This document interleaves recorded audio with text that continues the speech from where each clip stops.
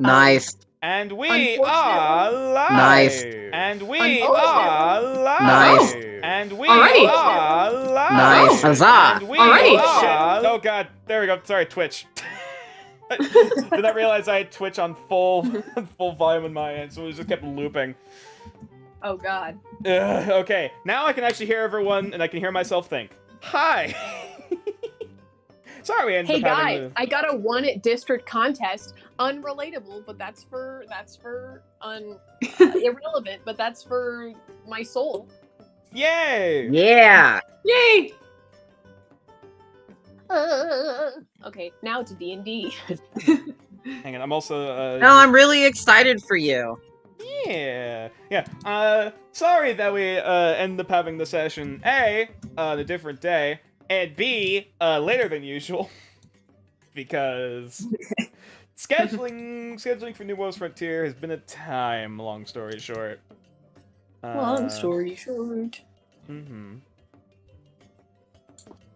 So yeah, sorry, because I'm also actually sending out the fact that we actually are finally live. What is your I'm Twitch? so excited. My Twitch, it is twitch.tv/natureclaws. I also just sent the announcement in advertisements. Hmm.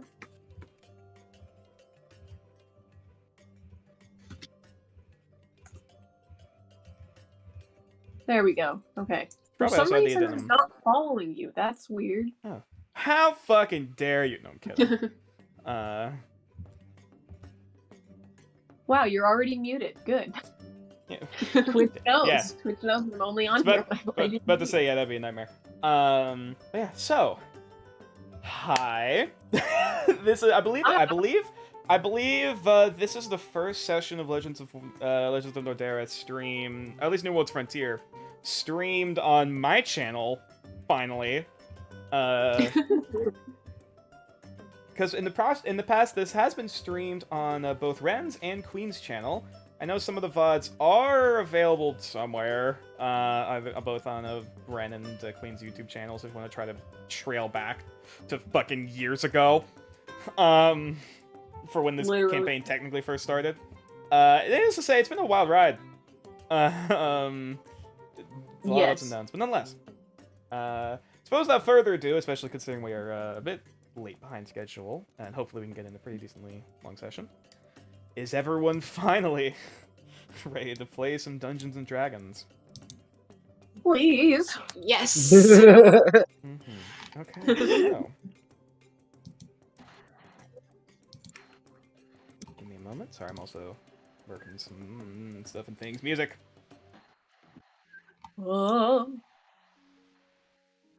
Here we go! Here we go! Okay, so... I suppose before we get too deep into things, because, again, this is the first time... Oh, there we go, now we can actually hear the ambiance. Considering this is the first time, most of the people for the stream on my end, don't really know who all you people are. Moving on to the D&D screen, there we go. I suppose we could go down the line of at least, introducing everyone as well as their characters. For the start of the campaign. So, first off, going big straight out the gate, I guess. I guess I shouldn't necessarily call them our resident edgelord. However, that's not really a false statement either. Vigilance. Yeah. If you'd like to describe yourself as well as who you are and who your character is. I'm Ren, or River, and I play Vigilance. He is a tiefling witch who, I guess is kind of the resident edgelord. He's got some weird stuff going on with, like, weird dreams and, like, black ichor that sometimes drips from his face and stuff. That's, like, a whole thing. It's only occasionally. Yeah, Also accidentally killed himself. Also accidentally almost killed himself with a healing spell once. That was a fun time. Yeah. So, yeah. Yeah, he accidentally killed himself with his own magic, almost. Well, okay, he almost killed himself with his own magic. He didn't actually die. However, he got pretty... It was a healing spell. That was the great part. He was trying to heal himself. Yeah, that's the weird part, but if it comes up, we'll get into it. But nonetheless, Yeah. is quite a storied character. Now, unfortunately, the next one normally Kime, who is a Black Dragonborn paladin. Unfortunately, Golfi was not available to make it for this session. Unfortunately, for our first debut, but it's fine. Personal stuff still comes up, and it's fair. So then, moving right along to the next one. One of the other veterans of this particular group, who's kind of become the leader, I guess, but not really. We haven't really had an official leader, but nonetheless. Volka, being played by Peen, if you'd like to describe yourself as well as your Yellow. character. Hello, I am Lauren. I'm the person who did the singy-songy. I'm very tired today. As far as Volka is an orc druid. She is, I don't know, she's a vibe. She originally didn't like to talk too much, I don't think, and she wasn't like super involved in everything. And then recently the plot has started to focus more on like orc problems, and so she was like, shit, now I have to be an adult. But she's not very good at being a druid yet, but it takes time, I suppose. But yeah, she's kind of been thrust into like in charge, at least in this moment. So yeah, she's fun to play though. I like her. Indeed. All right, suppose then next up we have some of the newer kids on the block, at least in terms of this party. Not necessarily the D&D, but nonetheless. And our first one to cover, who's been hitting the ground running, I suppose, in a manner of speaking. Specifically running away from people that they've stolen from. Ogilvy, if you'd like to describe yourself as well as your character. Yeah, my name's Taiga, and this is my first time doing a public D&D, but it's not my first time actually playing D&D. The character himself is new, however, he is heavily and lovingly inspired by a character from Julia Lepetite in another show, so I don't want anyone thinking I'm copying. But Ogilvy himself is a swashbuckling pirate with kleptomania. Indeed. They are a Noctura rogue, which Noctura are all intents and purposes the owl folk. I keep forgetting, and I really shouldn't. Because I'll talk to other people and I'll say Noctura, and then I'll come here and I'll go owl. Yeah, we got flipped. It's fine. Yeah. But nonetheless, and then finally, the quietest and chillest vibe of the group that's been with us so far. Next up, and last but certainly not least, we have Nari. If Artemis, you'd like to describe yourself as well as your character. Hi, I'm Artemis, Feishi pronouns. I am playing Nari, the Spores Druid. That's the word I'm looking for. Very chill, don't hug her, you'll die. Don't know what else to say about her, really. Chills in water most of the time. She is very much Frog. That is all that this really need to know. Yeah, they're a Grung druid, which so far has been quite interesting. I believe the first Grung we've ever actually had as a PC, or even show up as any sort of character in the games. But nonetheless, that's everyone's character introductions out of the way. Now, I realize this is a bit of a big ask. However, what does everyone recall occurred last session that they feel is important to note? I have notes. I will help. I was about to say, yeah, if anyone's got notes, great. If not, I can help with this one because it's been a while. I actually also think I remember some things. Okay, so in that case, who would like to start us off? And this can be either technically we could go from the beginning, but that would be a bit of a fucking time to try to do that shorthand. Let's just go from probably ever since Ogilvy and Nari probably first got introduced, which for reference, this campaign has been going for quite a while.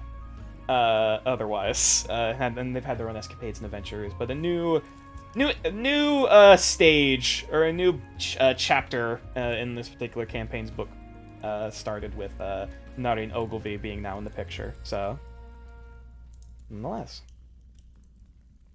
So, I think they joined because we have established a adventurers guild in Oak Beacon. That is Correct?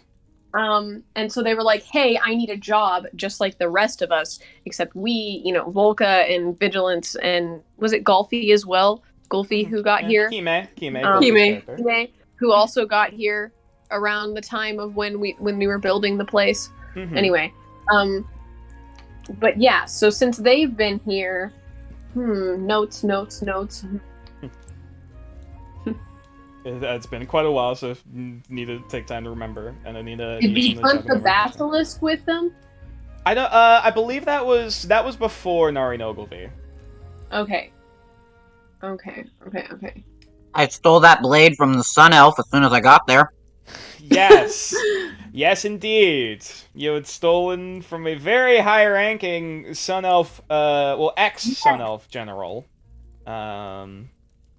Yeah. So I'm what I have for most recent notes is that a separate branch of the NASA stuff had killed members of an orc tribe in the area, and we specifically did not want to do that because we were like, okay, please be our friends, especially since one of us is goddamn orc.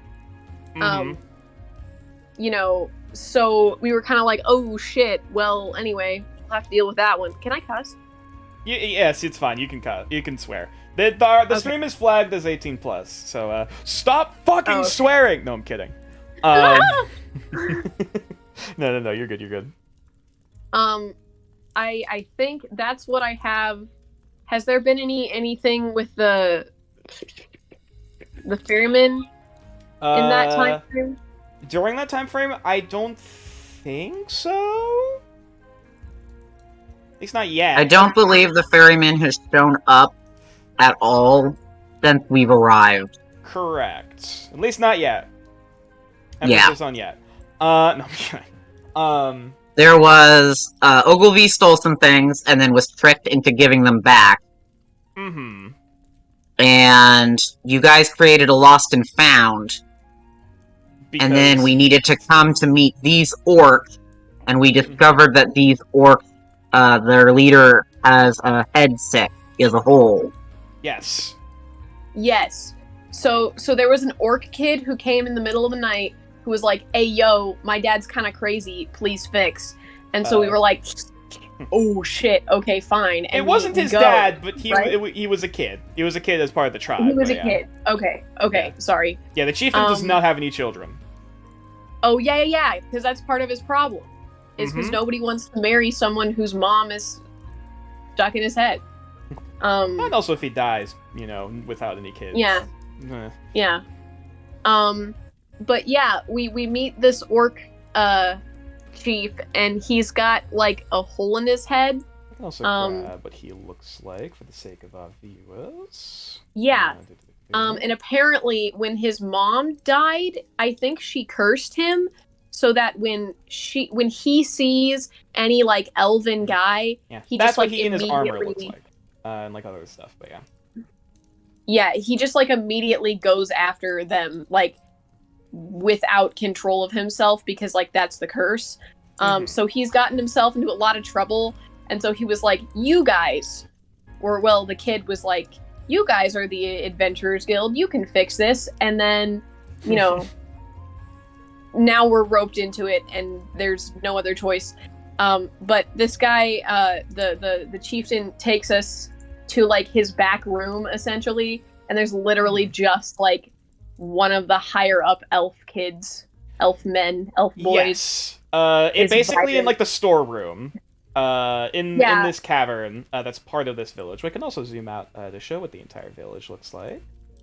It's quite a to clarify, we didn't know what was happening when we got into it. Oh yes, you did not realize that. For reference, also for the sake of for weight, because you guys would know this. This is Archbishop Suwarasum Kinereth. Which I can also grab his picture real quick, because you're staring him dead in the face. He looks like a shitty boy, a shitty white boy. People Busy have boy. described him as having a very punchable face, which I mean. Oh yeah, as soon as I actually Very remembered punchable. Yeah. Which it. His yeah. face is I so hope- punchable, I remember it, and I have a medical disease. Fair enough. Yeah, his face is so punchable. I remember him, and I have a fucking medical disease that keeps me from remembering. Damn. I guess So it shows, smarmy. Guess it shows how good of a character he is. I hope. Fingers crossed. Anyway. Yeah, We'll then again, have to- I can't take credit for this art of the credit for arts. What was I about to say? Shit. Yeah, he is the I believe he is the third in line of succession. He is the second oldest son of the ecclesiarch of House Keenerath, as in the leader of this high-ranking elven house within the nation of New Arcaster, which is notorious for being very militaristic, xenophobic, and overzealous, religiously Classic. fanatic. In a nation that is run by a theocracy, so you can already imagine. You can take a picture. Click, click. Yeah, sorry. You can paint a picture for how much fuckery is kind of going on in this whole scenario. Also another big thing with the Keenerathi, really racist towards orcs. So you can imagine their whole dynamic being held hostage and captured by an orc tribe. So, yeah. Yay! Fun times all around. Yeah. Is there anything else that the party recalls or feels is otherwise important to note? I don't know that this is important now, but for Volka's character, her family is headed towards Oak Beacon soon. Potentially. Potentially because they have been pushed out of their home, like Mhm. they are experiencing. So- Because Volca is from much further north, technically. Yeah. So yeah. Is there anything else anything else to cover before we start getting into it? He is still wearing that hat? Yes. Actually, no, sorry. The hat is currently it's technically like off to the sides, like kind of on the ground. Oh, okay. I tried to take it away from him, and he was like, "No, not the hat." Yeah, exactly. For reference, for what this guy looks like right now, I suppose. Actually, before we get into that, even, if there's no other, there's nothing else for people to cover. Here's where I can actually divvy out some inspiration, because whenever people give a good enough a recap in terms of what's happened last time, which I mean, you guys also kind of giving a bit of slack because it's been fucking almost months. Actually, no, it's been months. I rolled 2d6 and then re-rolling on 6s, and then whoever 2 people get it, they get a point of inspiration. So first off, we have a 4, which means Ogilvy gets a point of inspiration. Oh, yay! Which, for reference, for what you can do with that, because again, it's been a while, you can choose to re-roll any dice check. So, attack, roll, saving throw. You can't use it on damage. And if you have 3 inspiration, because it's a homebrew world I'm working with, you can save up to 3. If you have 3, you can make a success into a natural 20, basically a critical success. Oh, cool! And also, as another option, you can spend a point of inspiration to basically give an enemy disadvantage on their roll, or you can spend 3 to turn a failure into a critical failure. Ooh. And if you would like to tempt and manipulate fate. Well, that sounds fun as all get out. Oh, those are inspiration points! Yes, it's in the top right. Like, there's little 3 bubbles. Yeah, oh, I went and Yeah, I just think wrote it it moved. in my notes box. I I just- no. I just went into my notes and went, 1 point. Let's see. Next up was a 2, which unfortunately Kime is not here, so I will re-roll. And that is a 1. So Vigilance gets the other point of inspiration. Oh. That actually brings me to 3. Ooh, nice. Ooh. Forgot you had that many last time. So, suppose then, without further ado, we can start getting into it, and I can change over the music to something a bit more serious with some of the Ooh, I'm excited. things we're going to be dealing with. So, I haven't pulled out this music in a while for the orcs. Oh God, We're all just hyped. Mhm. that was the strangest noise I've ever heard. Just,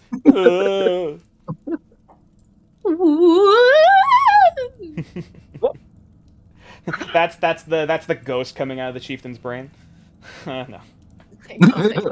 Yeah. So, as the shaman of the Spine Spear tribe of the Kushasquara in their native tongue, is taking your way through these somewhat dimly lit caverns, periodically being lit by bright bonfire light. You're taken past what looks like some sort of makeshift kind of prep area for either food, whether it be cooking and roasting meat and preparing other meals, and off on a side cavern.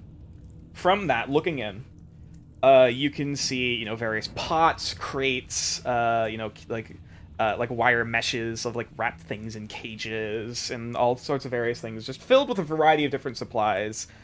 Seemingly, by the looks of it, each of these containers were raided from either from New Arcaster trade, either trade caravans or personal private companies that have gone along the roads. Though most of them seem to be earthenware, kind of terracotta style kind of jars. And in the very middle of this whole place, of this whole storage area, you can see. Actually, probably bring up his picture again if we're going to be talking about him. On the ground, he's on the ground on his knees. Rope, hands basically tied behind his back with rope. His hat has since basically fallen off his head and is kind of a couple inches from his sides. Still kind of in the cage, but kind of half sticking out. It looks like his glasses are also one of the lenses is cracked a bit in the middle, but he can at least still see through them. As he's kind of looking around to unhand me, you filthy heathen, stop! As he's trying to move to get out of these restraints, before he sees first and foremost Volka, and seems kind of cocks his head a bit, not recognizing the face, before he sees 4 other people technically coming close behind. Which I presume everyone's following behind Volka to see this guy. Yes. Okay. I hope. And, I hope. He looks up with a bit of a we'll say a relieved smile, sitting behind. Oh, thank the heavens and Kalian above, my saviors have arrived. I'm surprised it took you folks so long to actually find me. Didn't think the turned-over carriage on the side of the road was that difficult to get. But beggars can't be choosers. So, to whom do I owe the pleasure of getting me out of this blasted dank cave?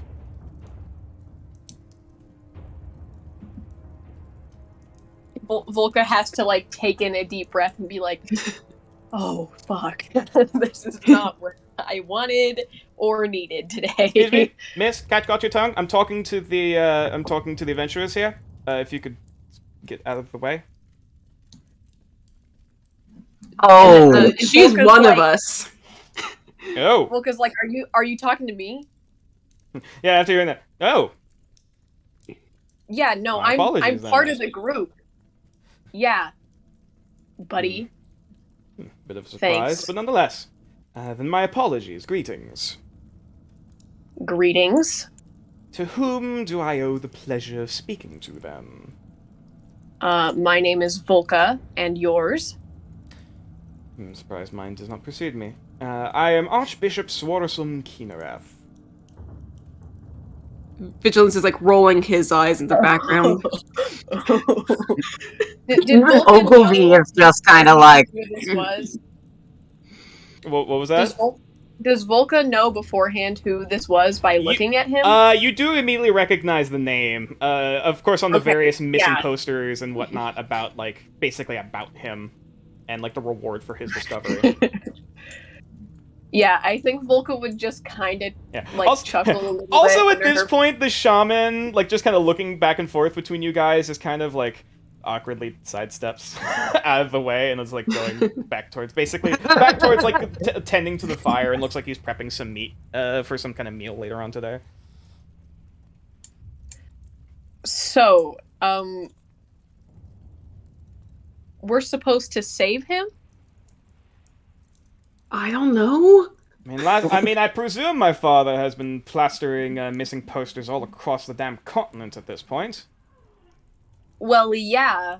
But that's not the reason we came here. Well, yeah. Yeah, but we noticed you were missing, if you were wondering. Oh, I would hope someone. I didn't. would have.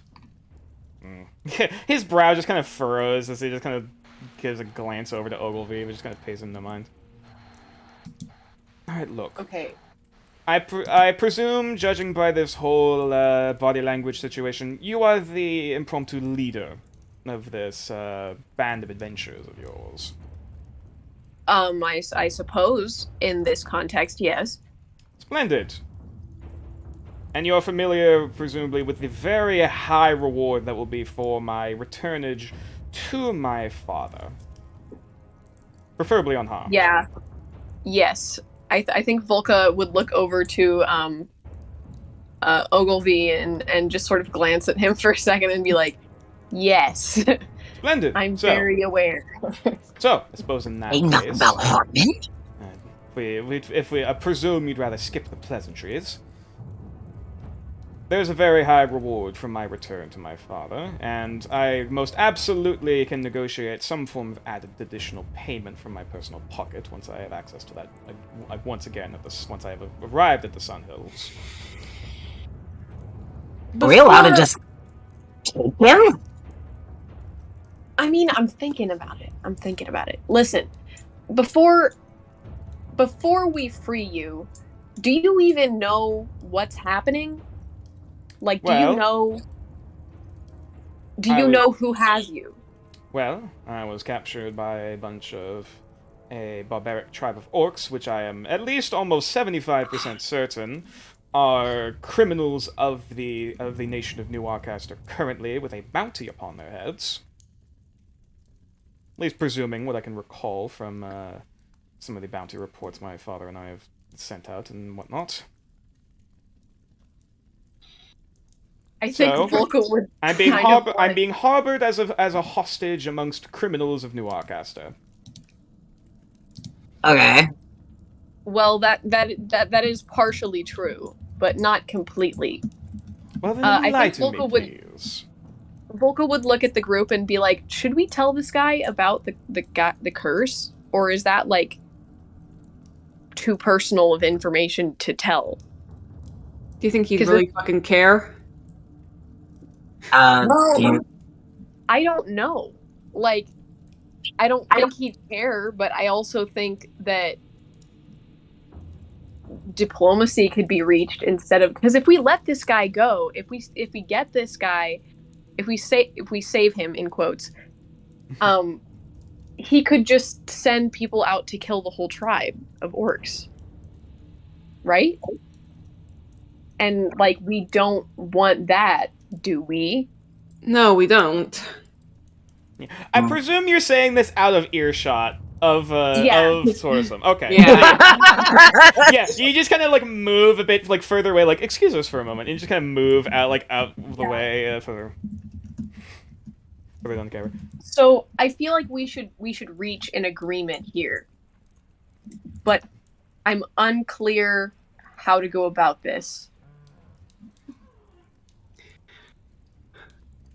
We could just walk away and pretend we didn't see him. Ogilvy, we're in the middle of a cave. We're in. Yeah. He's the only thing in the cave besides us. All I see is a cool hat. Well, I'm Okay. afraid the seizure of my hat is non-negotiable to this agreement. Oh, then I guess I don't see you. We should go. Wait, hang on. Roll persuasion. roll persuasion. I'm rolling it. Yeah.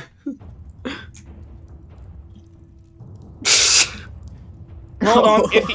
If you would like a hat specifically tailored for a pretty little head of yours, that can be negotiated by the finest tailors in the Sun Hills. No, I want that one. Do I roll persuasion again? No.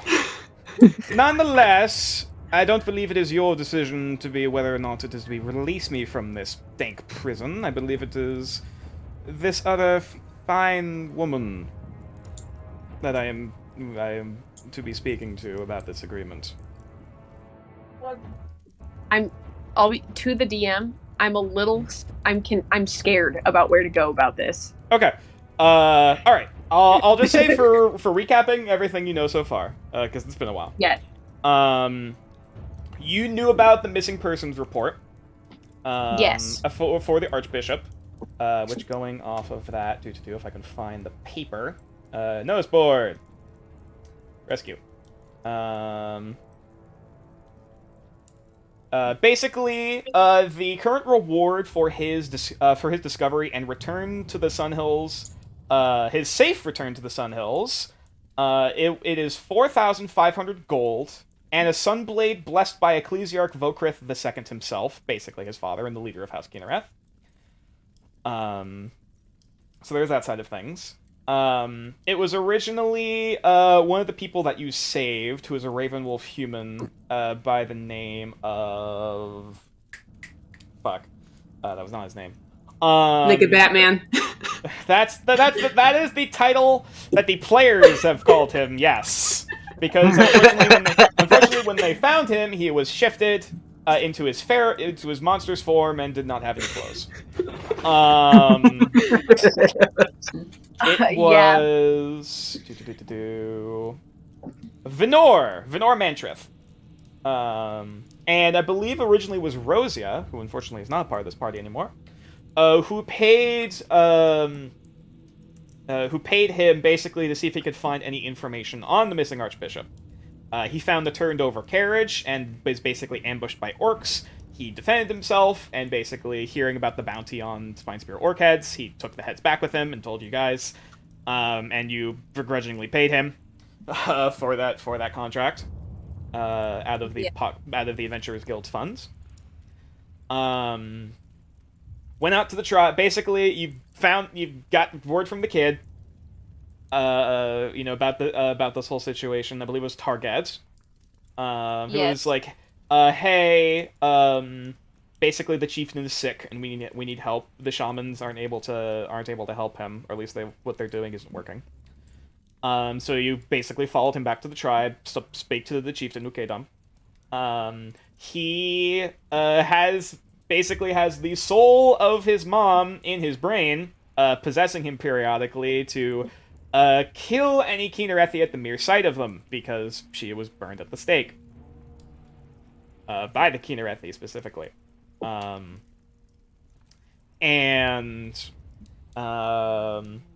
He, however, wants to actually keep him alive, basically so that the tribe can use him for ransom to try to basically negotiate with the Kinnarethi to either basically pardon them and try to get some type of semblance of peace, rather than being hunted down. I have a question. Mm-hmm. Does Volka know?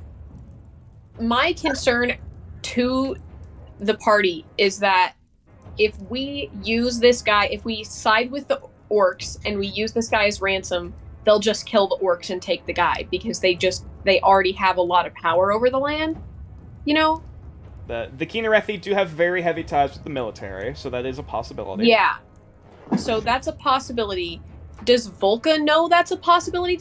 Has she grasped how... I will say, for the sake of this, from what Volka has gathered, from this tribe alone and their relations with Kinnarethi, or as they like to refer to them as the Sunblind, which is also a term you've heard passed around with different works. Yes. Involving the Kinrathi. And also just from like walking amongst New Arcaster cities and whatnot, and the very bright and shiny armored weapons and cavalry that the paladins of the Kinrathi are flaunting around. You know that the Kinrathi are pretty big name in New Arcaster, and they have some power behind them. Okay, so I feel like there's a few ways that we could go about this. I think Volka is now going to be talking to the group in the little group. That's fair. I believe there's one other piece of information that I don't remember if it was ever mentioned or not. But nonetheless, I'll say this for the sake of the party, because I believe I forget if there was ever a roll made or what the consensus was, on the actual nature of Ukedam's curse and the spirit that is within his body.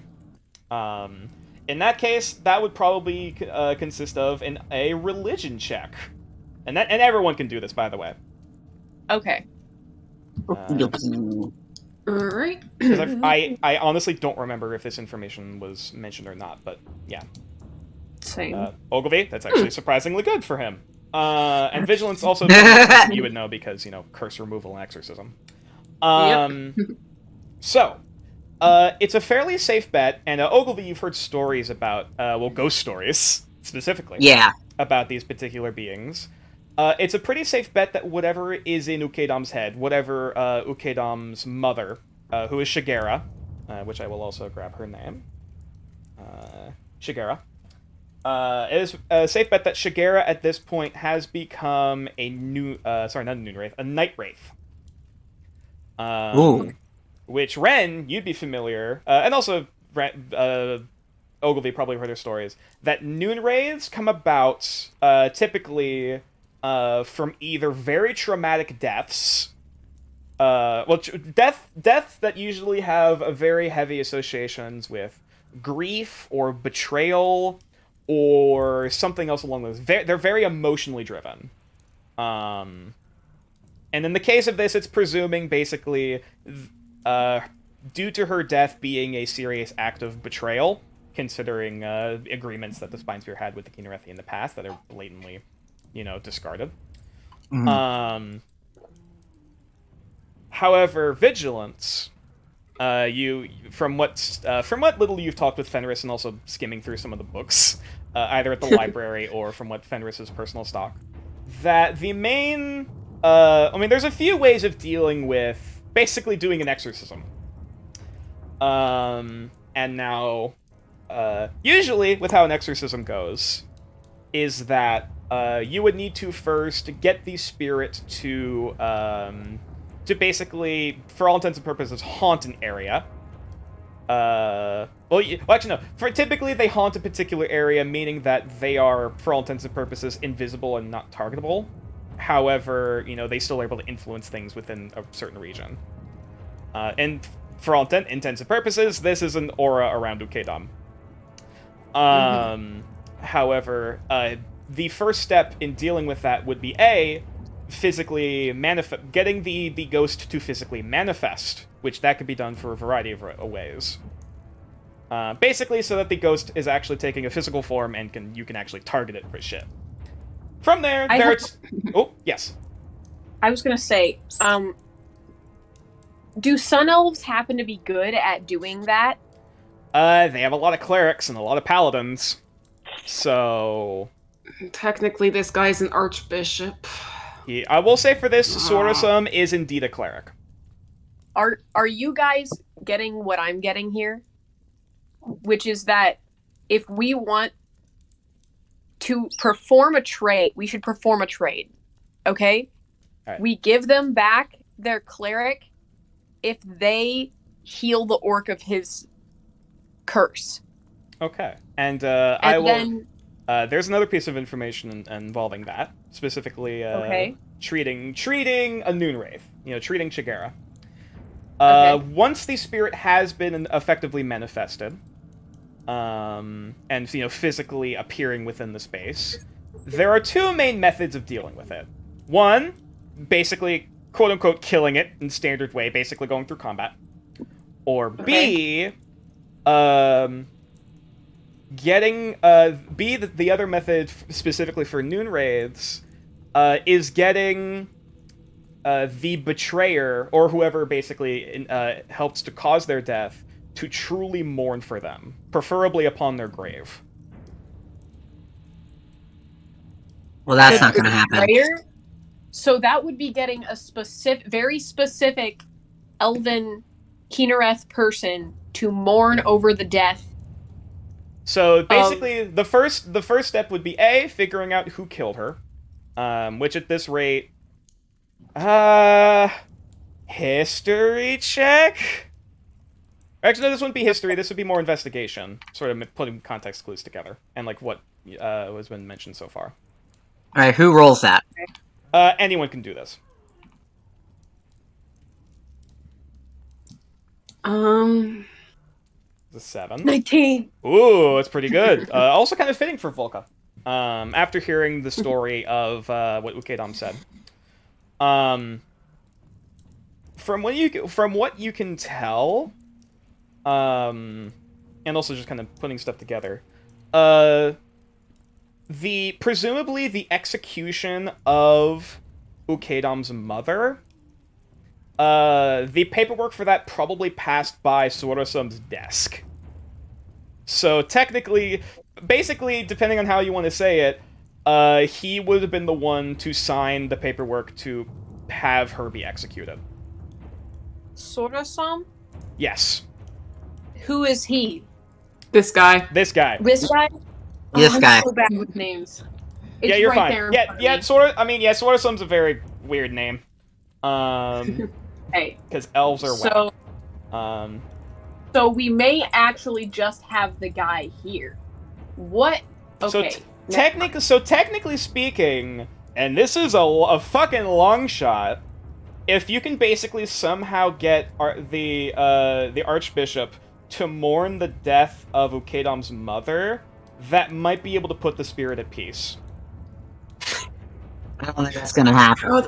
How would we do that? Okay, the only person I know who knows voodoo shit is Vigilance, okay? I don't know. It just happens to me. That's what I'm saying. We don't have a lot to work with there. So But I also basically, don't know how your the two part- options are either A, well, these are two options that you think of, and I'm not saying these are the only options. Yes.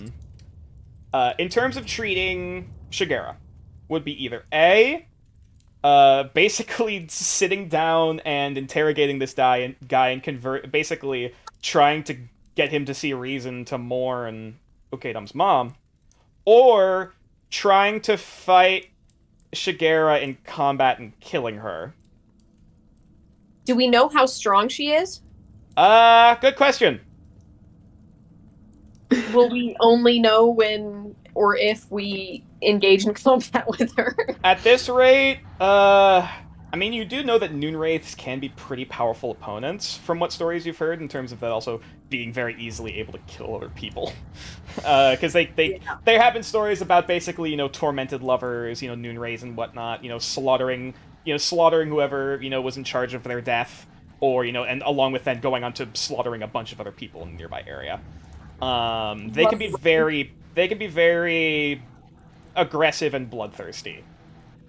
After a certain point, they're very effectively a bit more... I hesitate to say monstrous, but they are in a different state. Okay. So, hear me out. We have the obvious two options, which are fight mom or mourn over mom. But what if we just avoid all of it altogether? And in the sense of, we bring this guy back, but we threaten him in a way so that he cannot tell the truth about where he was. He has to be like, no, it wasn't orcs. We have to threaten him so that he does not ever say I that. don't know if that'd work. Are you saying this to the group, or All right, that is Yes. an interesting Yeah. idea. we though get the cut off question his is- tongue? Yeah, though the question is, how are you going to do it? There is torturing See, him. that's That is an where I'm option. thinking. I didn't say torture, I said cut off his tongue.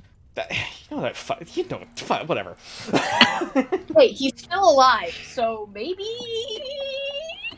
We would have already done it on the ship. Fair. Volca doesn't like this guy. My question is just like. Also, shit. Sorry, I just question is just, realized. like, I just how realized are that OBS has stopped recording. Oh.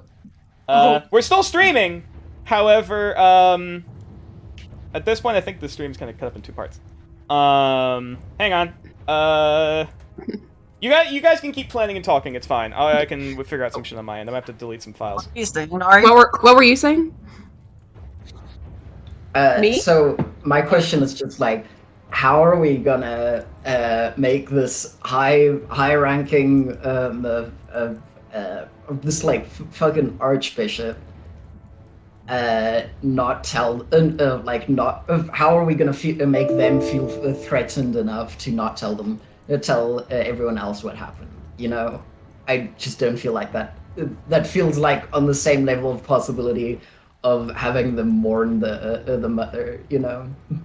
And it also doesn't stop the whole thread of like there's still the bounty out there to kill this whole tribe. Mm-hmm. That's Yeah. also another factor. Yeah. Okay, well then here's my question. It says to return him safely, right? Correct. Okay. So, Mhm. what if we just cut off the tongue? He can I write. mean, you That have a would not do. point.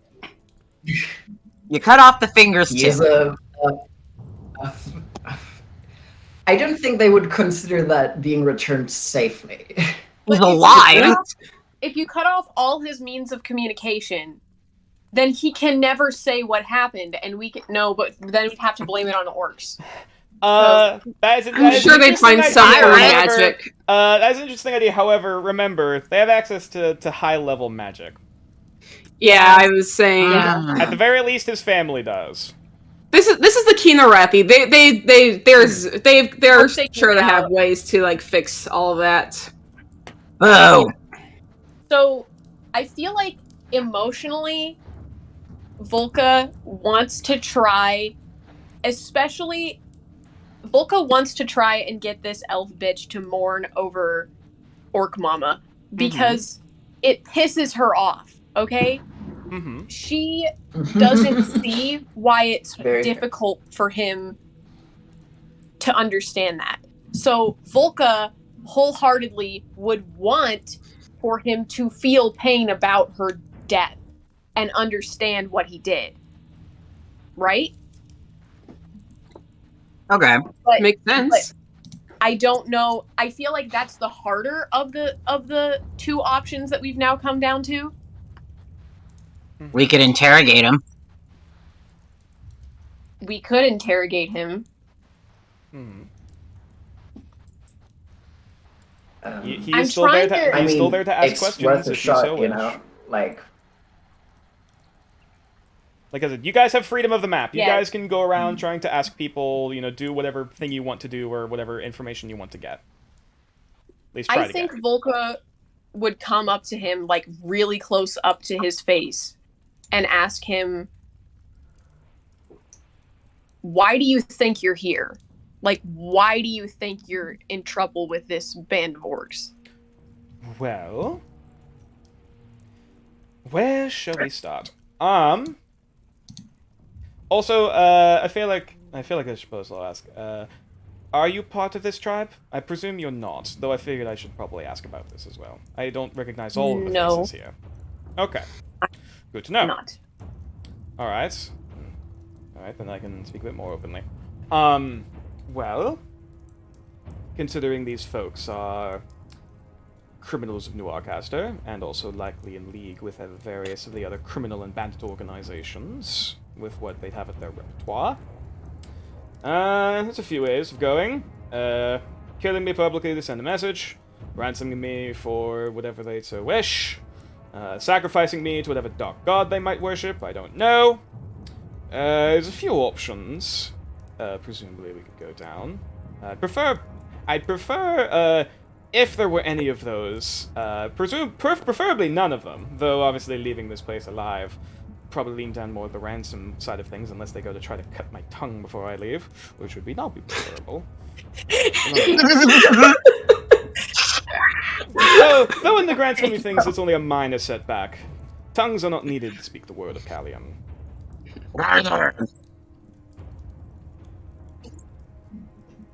Does Volka know the name of Shigira? Shigira. Does Volka know that name? Correct. Ukedon mentioned that to you. That is Okay. Ukedon's mother. Okay. Volka would ask, is it Sorasum? Suwara-san. Yes. Sorasum. She would ask him, do you know who Shigira is? Let me actually roll. He has to roll for the person he's responsible for the death of. Shigira. The name vaguely rings a bell. Don't we all? He Yeah. he can't move to like pinch his brow, but you can kind of like see it was like kind of half looking at the ground, kind of pondering. It's clicking something. I presume you know more than I do, I suppose, at this rate. Do you know what she looked like? Judging by the name, I presume she was a woman. Yes. Mm-hmm. She was an orc. Well, yes, that was kind of presumed from the start. Okay. Well, anyway. Do you know what happened to her? Well, considering I can only vaguely remember her name, is she dead? Yes. Somewhat. Okay, that explains a few things. Guys, this is stressful. Look, was there something in particular involving that woman, something on her belongings that was necessary for something? Well, Do you know what she was killed for? yeah, do you know what she was killed That for? is a good question. Which is one I'm afraid I do not recall. I'm afraid the virtue and justice of Callian needs to be spread quite widely in order to be enacted to its full extent. And remembering the details of every single, well, heretic and other such individuals that have caught the ire of the radiant clergy of St. Callian Narishus, I'm afraid the names begin to blur. Volka would have to take a step back and just like she'd probably walk past Vigilance and just be like, "We should just kill him. We should just kill him." I don't Alright. give a fuck. Alright, hang on. And the hat then? Before you think of killing me... Alright. Who, enlighten me, who was this woman? At least for my own personal curiosity. Was she the former chieftain? She was the former chiefess. She was the former chiefess of this tribe. Oh, was that killed explains a few things. Because of you. Oh yeah, I suppose that's where we got our diamond mines from. Oh yeah, forgot about that. Thank you for reminding me. Yes, I do remember the name. I believe that was, at least she was the last chiefess. I don't recall exactly who they put in power. Presumably her son. I didn't exactly get a good catch of his face. Yes. At least not personally. Well, they put his son in charge, except that his son is also still his mom? Question? I beg your pardon? That doesn't make them sound less like a heretic. Indeed. It's a spirit. It's a it's a Hmm. spirit.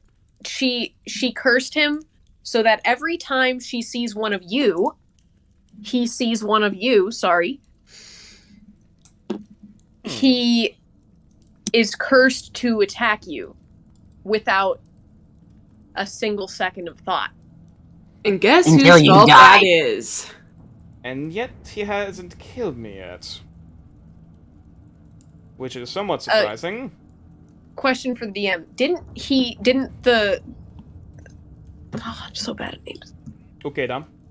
Chieftain. Yeah, didn't Ukedam literally like keep him in the cage so that he couldn't get to him, period, so he can Basically, use him? yeah. He has avoided this room at all costs.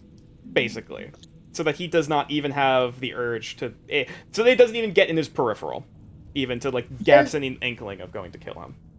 Does Ukedam even, like, does he just not want to kill him because he wants to stop doing that? Or is it because he wants to reason with New Long story short, with Okedam, because it was a bit of a longer thing about last session, he is basically tired of killing. He Okay. like, as much as there's he understands why his mom wants to kill him, he doesn't want blood to keep spilling. He doesn't want the war to continue. He doesn't want to have to keep killing people because of this. That is his Volko wishes. You can do however you see fit, but that is what he wishes. Okay. Volko would go back up to Suorason. Yeah, elven names are fucky. You're good. Yeah. And she would say, listen, Ukedam does not want you dead. He doesn't want to kill you. He doesn't want to kill anybody. He's keeping you in this cage because he doesn't want you to die. And because he has that will. Sorry. And yet his mother is possessing him to want to kill every single Kinneret that he can get his hands on. Well, yeah. Do you even know how she died? I mean, there's a few methods of execution, though presumably burning at the stake. Yes. Have you ever experienced burning at the stake? Burned my finger once. Hardly the same. Touché. I suppose you can multiply that by about 100? Give or take? Something like that.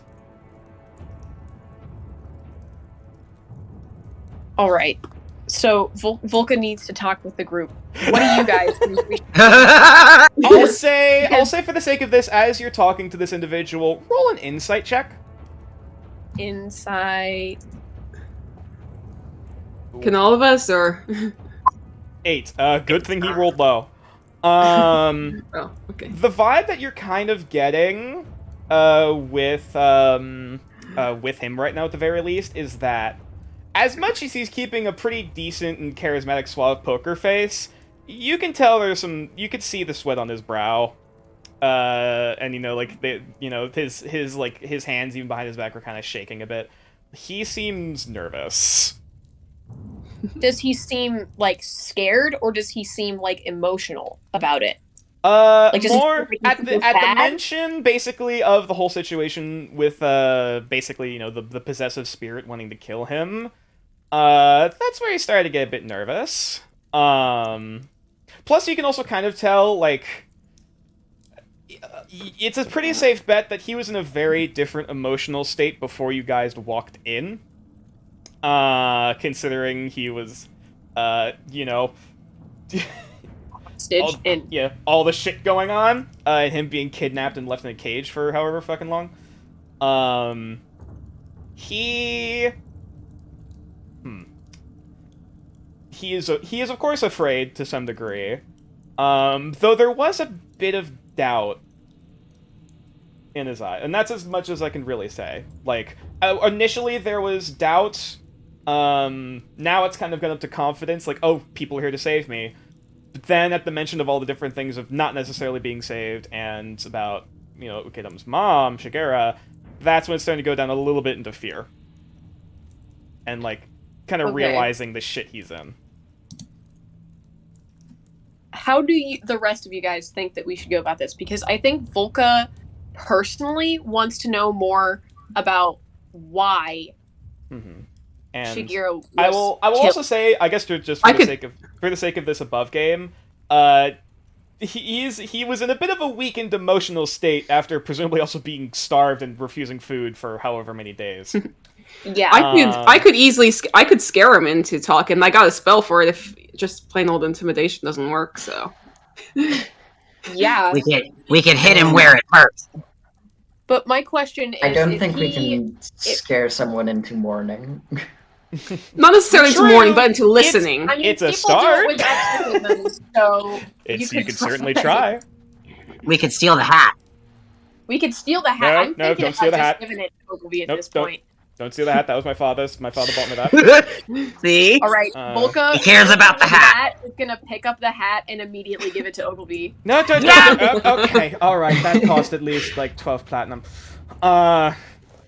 Because think This about it, cat he's gonna told mourn over the Platinum. fucking cat. There were some things embroidered.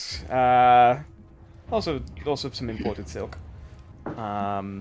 No, Very Why am I saying nice. this? Could I please have the hat back? Ogilvy looks great in this hat. Could I please have the hat back, please? It was a gift from mother. Like, oh god. Even though it was out of father's pocket because he's fucking rich. Sorry.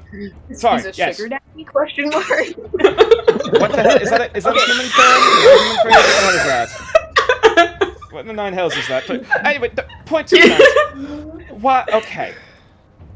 I presume you want something.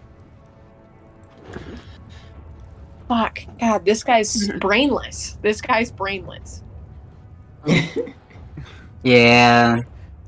If we're gonna return you to your family, you need to understand that you cannot punish this orc tribe for taking you. You can't. Because they lived in this area before you got here, period. Period. So whatever caused them to become heretics, in quotes, is probably simply them just defending where they live. If you're this upset over losing your hat, imagine how frustrated they would be over losing their entire civilization that they are living in and their Okay. family members. All right. In that case, I would allow you to make either a persuasion or intimidation check of your choice. I could help with intimidation. Like just standing behind. Just I was about to kinda- ask, how are you helping?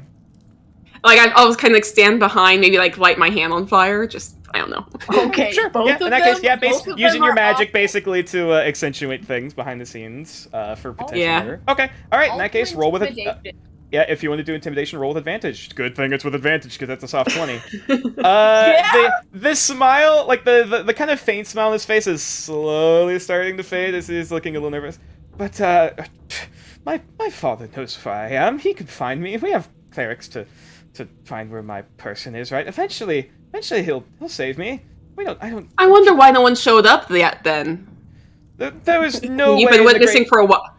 You've been missing for a while now, haven't you? Even though I'm not under the rays of Callion's gaze, my father can use his power to find me. Callion knows. But he hasn't yet. But I'm sure. This must be a test. Yes, this must be a test for my fortitude and devotion to Callion's faith. Yes, absolutely. What else could this be? Listen, the only way that anyone knows that you're missing is because there was a bounty set out for a guild. Guilds literally do what they want and have like no connection to Kynareth. That Father went through the guild? He hates the guild. yes. What? We got the But why poster would he- ourselves. What? It's a nice poster. Oh, He has the sugar powers of daddy the- don't care for his son. Must That have was been- not Volka. It must have been the council's the one holding him back. Definitely. That's why he couldn't send the guards because he couldn't. But then why would? Look. I'm sure there is some understanding for that. There is some reason for all of this happening. I'm sure Father within the messages and divine readings of Callion and his texts, there must be a reason. There always is a reason. There must be a reason, right? Maybe it'd be more convenient for him if you just simply disappeared. But I'm not There even could the be old- some reason for it. I'm not even I don't the know how oldest these child. politics things work. Why would he go out of his way to kill me when I'm not even in the line of succession if he wanted someone else? But he could always just choose. But then again, you always did prefer my brother over me. And I've started piecing stuff together. I think Vigilance is starting to as well.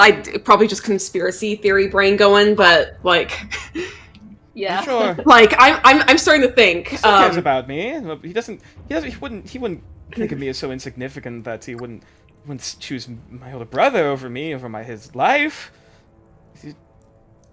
Even though he is going to be the line of succession, and he's going to be the Volka's just thinking like, damn, this bitch is he's so hungry, right? He needs some food. He's not stable. Do you have any fruit, or like do you have any like a carrot or something? I haven't eaten any of the soup in this. I haven't eaten any of the soup. Have a good berry. I'll just throw a good berry at him. I don't know. His hands are tied, so roll dexterity to see if you can throw it in his mouth. I literally just clicked without even thinking. I'm like, okay, this might as well happen. 13. Let's see how well he does. It kind of hits him in the face. No, shit.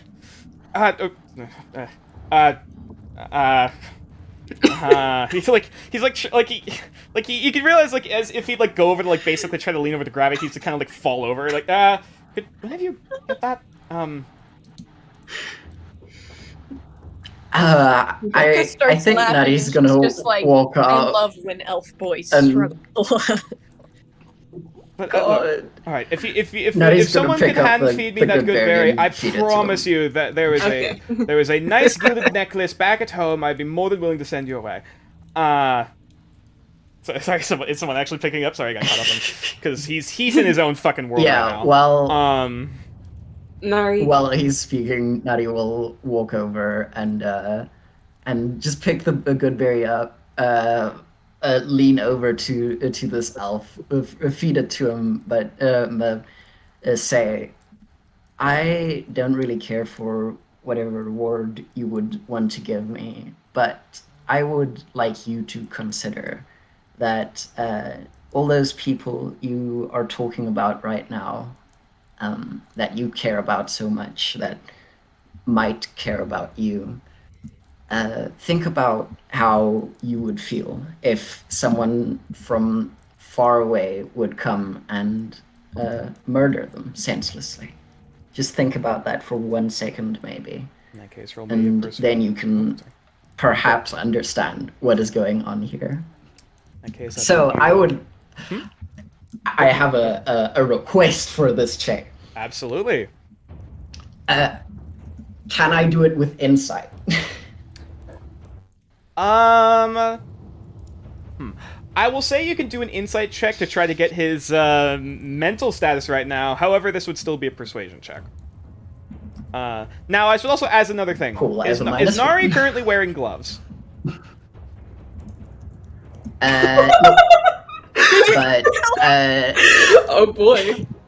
Is Nari isn't? yeah, no, not wearing gloves, which means Okay. If In that case, she were to touch him, I was about to he would say become he is. poisoned. Yeah, he has eaten foods that has touched your hands, your toxic skin. He's gonna need to make a con save. Oh my god. What's the DC? It's very low. It's like 13 or something. Okay. Well, he rolled a 3. After he goes to try to start chewing, and it's just like So he still swallows it, but after a moment he's like, "But father wouldn't." But father said that it is the Callian's birth. Like he immediately starts vomiting. Like, duh. Guess that didn't take well to my stomach. he is Too still fed for the next nutritious. 24 hours. Yeah. I'll say for the sake of this, he vomited all of that back up. He is not fed. Ah, God. I'm sorry, man. Like he didn't that his body did not process that. Did it at least restore 1 hit point? Sure. Sure. Doesn't matter. But he is poisoned for the next minute. Yes. Yeah, he is like too many calories in one. But I suppose I haven't eaten much in days. Meanwhile, Vigilance is just in like full like conspiracy theory mode, just in his Yes. own brain. But, So but father, what was I saying? Hey, father it was Callion's will that these people were heretics under his sword. It was Father said it was Callion's will. He is the voice of Callion, after all. Would such an excuse matter to you if your father was killed? I couldn't disobey Callion. I couldn't disobey father. That's besides the point. It's fine. What Things if are your getting father? swimmy. Okay. What if your father wasn't as strong as you thought he was, and he died not of his own will or his own want, and Then- his last gift to you was a curse that then that would kill anyone who stepped foot near you that affected your father? then I suppose it was. Is this a punishment? Is this Callion? Is this? Am I? What? Is this punishment? What am I being? What? It's fine. Callion? What? He's not taking this well. I'm gonna tap the others on the shoulder and kind of like tell them my theory. Yeah. I won't even say this right now. He's starting to go into a panic attack. Me every day, buddy. It's a shame I'm not playing a nicer character. Yeah. All I'm saying is this I is just going a had a lot thought. quicker than I thought it was going to. I'm tapping the others on the shoulder and like, guys, I think I just figured something out. It could just be completely wrong, but like, if the Kinareth already know that he's been captured and they haven't sent anyone, they might think he's already dead. And like, if they're sending it in the guilds, they might just be trying to use him to paint the tribe in an even worse light, saying, "Oh, he's killed the Archbishop. Now we can show blah blah blah, evil orcs, blah blah blah." Like, Yeah. Yeah. there was- Yeah. I'll just say for Sounds this, like- roll an intelligence check. okay, This is for you, Vigilance, because this is your theory. all right. 10. It's not Eh. super high DC. One thing I will note, at least from the from even the missing poster, there was no mention of who they believe even, or who they would acknowledge who basically captured and or killed him. I know they're probably. My thought is that like if they don't say it, they're probably waiting for a guild to go in and do it. Maybe during the other mission. Okay, I see what you mean. Like basically, you're waiting for the Adventurers Guild to walk in and see, oh, he's dead, like, or something Yeah. like that. Okay. like I that don't- way they don't have to Use get him their as a hands catalyst, dirty and maybe? Mhm. yeah, Are they trying to Okay. use him as a catalyst for like war? yeah. Okay. Sounds like Whether it's true or not, wouldn't it do it anyway? yeah. Either way, like either way, they would definitely use him for this, regardless of whether this was the intention or not. This is what they would use his disappearance for, Yes. Father Because if loves you me. think about it, Father loves literally me. and figuratively. Father loves me. So- Callion loves me. Father. Oh my god, this poor guy. okay, in the past week, outside of the context of the thing, I have learned things about The world. We're there. Kinareth. Yeah, the world and Kinareth. That Kinareth is not like solely in charge of all of New Arcaster kind of Correct. thing. Yes. They are a section of it. So if they are trying to use the Archbishop here as like basically a scapegoat to get the rest of New Arcaster against the orcs with them, Yeah. because they still have to politically like influence people outside of their like religion. The most I will Yeah. say is that from what Volka has said, from what information has been said, and what Volka knows so far, because Volka would know that the Kinarethi are a subsect, quote unquote, of New Arcaster, and they do have a seat on the council. Yeah. So, like, for all intents and purposes, this theory could have weight to it. Okay. This isn't coming out of your ass. You know, there's something behind it. Okay. Good. Potentially. So- Obviously, I can't. Obviously, you have no idea what the fuck the higher ups are thinking. You're not in the council room, but Yeah. Uh, Volka wants to ask some of the Also, wait, hang on. I just realized there's 2 tokens of Ogilvy. What the hell? Oh, I see that. What? That's weird. There's 2 Ogilvies. Yeah, I think. Where? I think. Oh, I already deleted it. I think you accidentally did something, and then it just spawned a new token. Whoopsie, they're good. Oh, God, I'm just like, Good. You're good. where? I don't see it, but my Yeah. my character sheet was just in the way. of Yeah, everything. it was here Mhm. in like another cavern. Yeah, continue. Sorry, I Okay. cut you off. You can. I was gonna say, Volka wants to ask, like, maybe some of the older orcs in this clan, like, if they know anything about why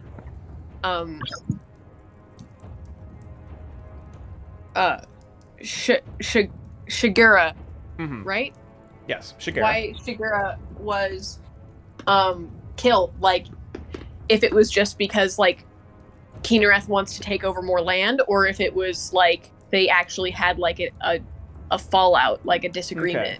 I will say that the person who would probably know the most about the details, like, of that agreement, or whatever the hell it is, that would probably be... I guess it probably would be Ukedam, and or one of the older, like, higher-ranking members of the clan. So yeah, if you want to... I'll say for this, if you would like to roll... I'll say persuasion check with advantage, because A, you're an orc, and B, you've talked with and had ties with Ukedam. You say make a persuasion check with advantage to try to get that information out of people. Okay, so I think Volka's gonna tell the group that she's gonna go ask Ukedam about this.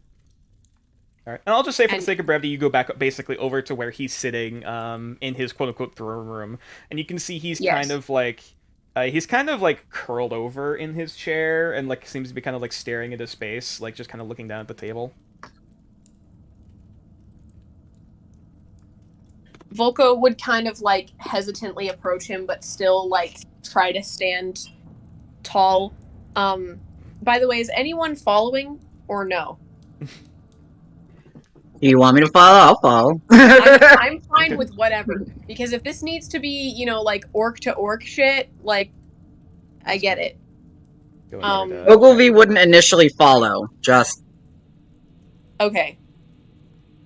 Vigilance is going to be leaning on the wall near where the Keenereth guy is, kind of making sure no further chaos happens. Yeah, at this point he's kind of muttering into himself, like, but Callian, I mean, it wasn't... I mean, Mother was with Aldwinia. Aldwinia is the merciful one. She would show mercy upon me.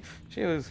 Vigilance is like doing that thing with a hand puppet, like the blah blah blah hand puppet. Yeah, you can also tell he's kind of like he is heaving a bit from the poison and trying to eat the poison goodberry. Like, this is fine.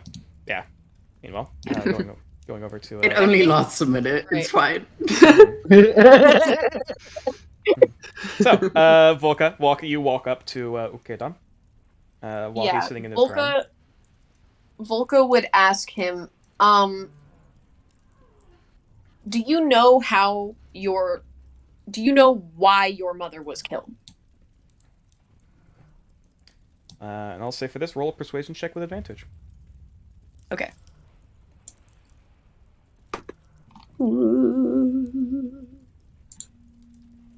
Oof.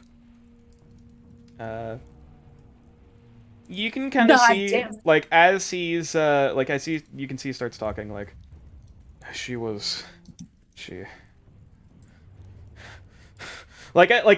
starting to start recalling the memories. You can see he's starting to get a bit worked up, and looks like now he's starting to go through a panic attack, like he's starting to relive memories.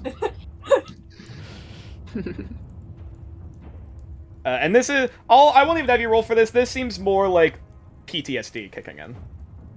Yeah.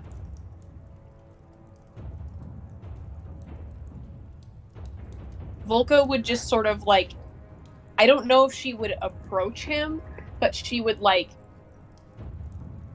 try to seem reassuring in a sense. Like, I don't know how she would do that. Okay. You're trying to calm him, basically. Yeah, she would try to calm him, but not know how to do that, so it'd just be awkward. Okay. In that case, this would be another persuasion check with disadvantage. Trying to bring him out of the state. 12. I'll have him roll a wisdom save. With his modifier. Oof, okay. As you try to, basically try and get his attention, try to basically, pull him back down, as he says,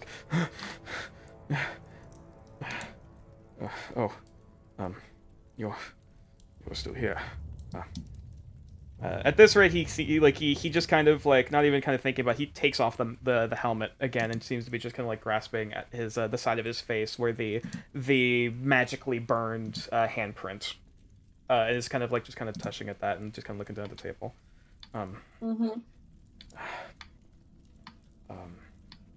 Mother, Shigara,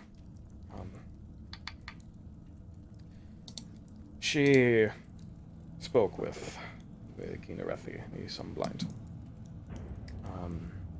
It was our hunting land, our hunting grounds, where we used to stay.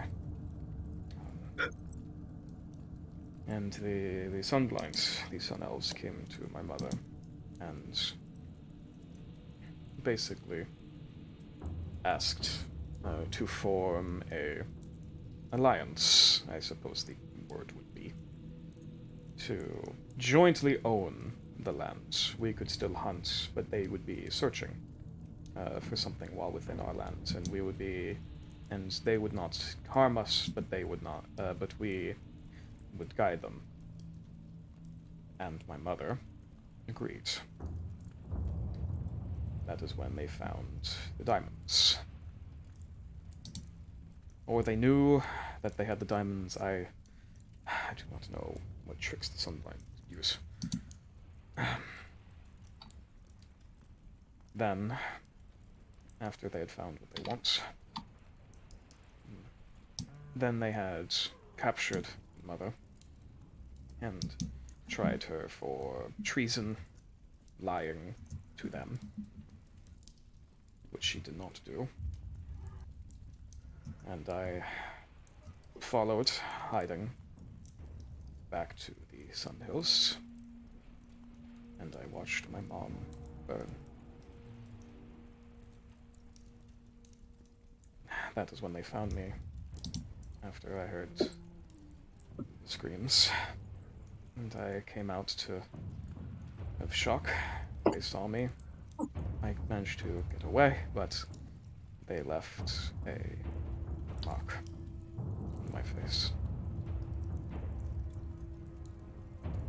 So, did they curse you, or did she curse you to protect you? I received visions and the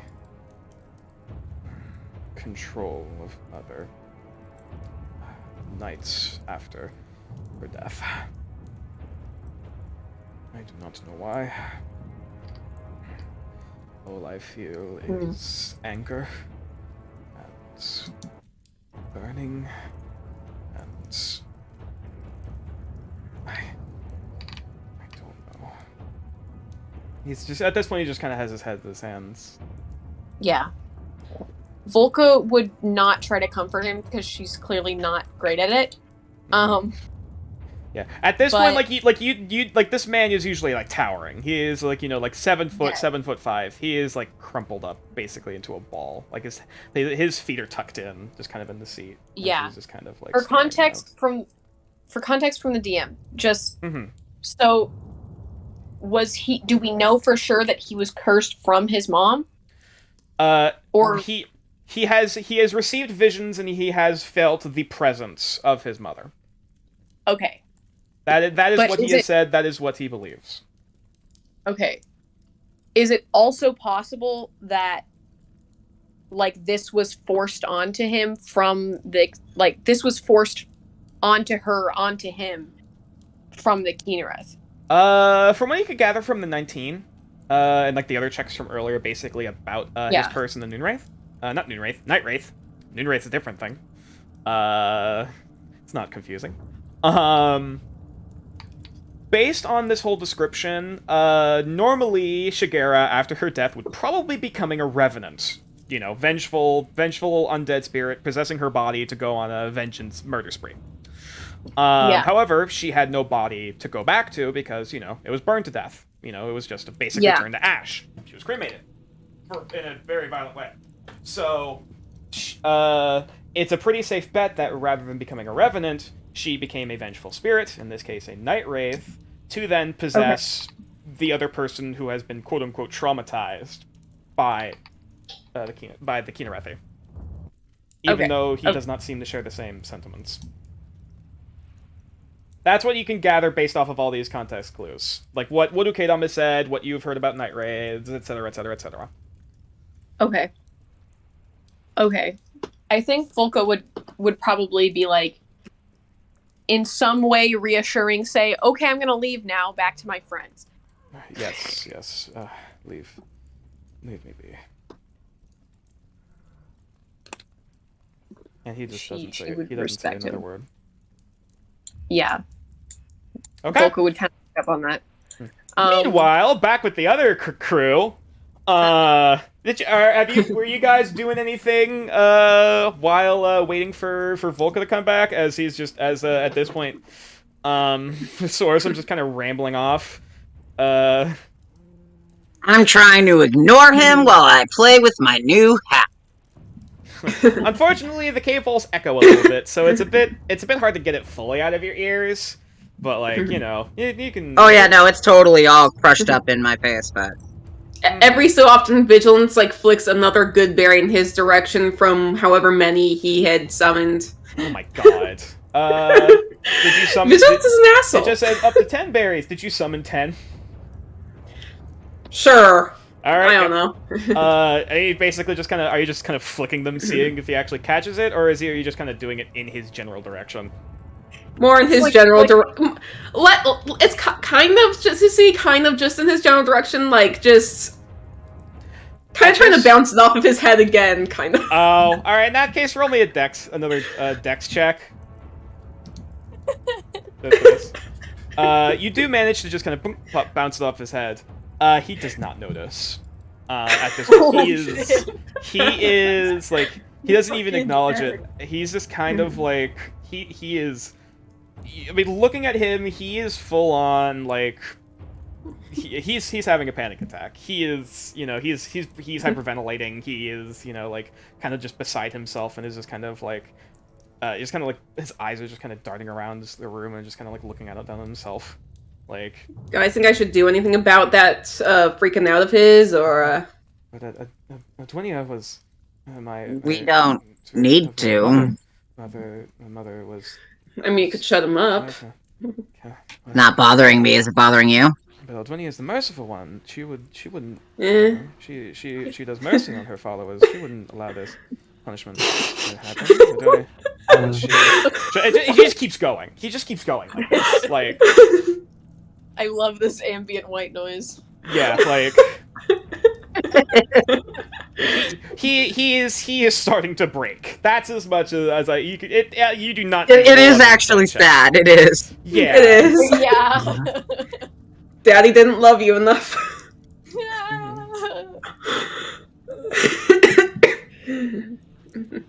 Okay, so Volka would probably return, and like the thing is, I know Volka in this situation is probably a great person to have be a leader because she's an orc, but also she's an orc, and so like she is extremely pissed off to have learned that basically like there wasn't any form of respect in this. It was just a lie to get the diamonds, and then they framed his mother from his perspective, right? Like, yes. That's his perspective. Yes. So, because she knows that, like, she still is very convinced that she doesn't see any reason for the Archbishop to, like, even be living right now. Like, she's not... She's not invested in saving him. On his followers. Aldwinia is the merciful one. She wouldn't allow this to happen. Like, she wants him to feel pain because he deserves it for the shit that he caused to other people. Okay. You know what I So mean? then, what are you doing? I don't know. I don't know what Volca should do.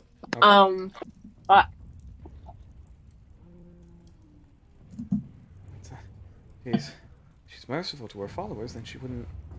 I think just because she needs to get her anger out, I think she would go up to the cage and like kick it and just be like, "Fuck you," and then walk away. Roll intimidation. Okay. This is all I got. This could go south. 13.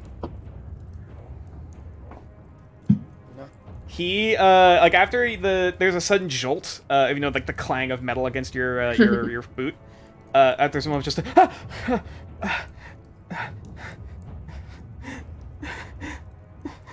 he's crying.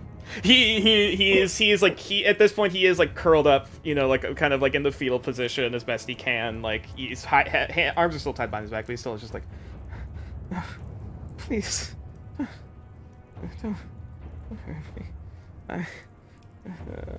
Yeah, I think Volca would want to like. Volca's gonna ask like Vigilance to kind of take the lead here because at this point, if she keeps investing herself in the Archbishop, she's only going to prove like she's not going to make Orcs look any better in his eyes. You know, like she wouldn't kill him, but she's not gonna be nice. She's just not. He would probably ask like if she's learned anything, just because Yes. he doesn't have the information yet. Yeah, so Yeah. you cast So- exposition, I presume. Yes. all right.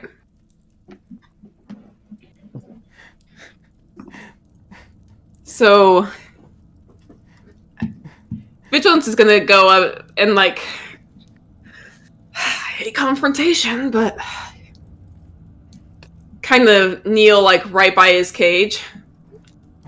I am trying to think of what he would say. Hey, buddy. Hey, how you doing, bud? As he's just having a fucking mental breakdown. Like, You know the reason you're here is your own fault, right?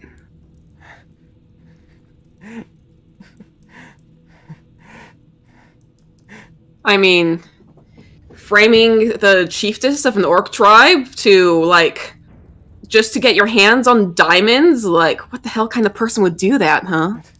that wasn't me. That was father. But you're the one who signed you're the one who signed it off. You're the one who approved of it. Father put me in. And now, He said I was chosen for.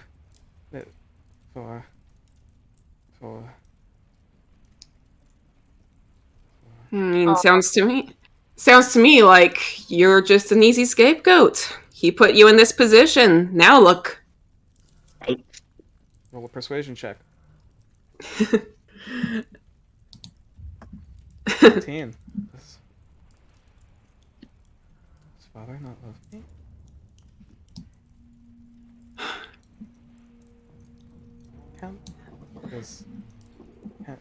Do you even regret what you did? At all? I don't know anymore. I want to go home. I wish Mom was still here. I bet the chief wishes his mom was still here too. Damn. Son. No! What do you want?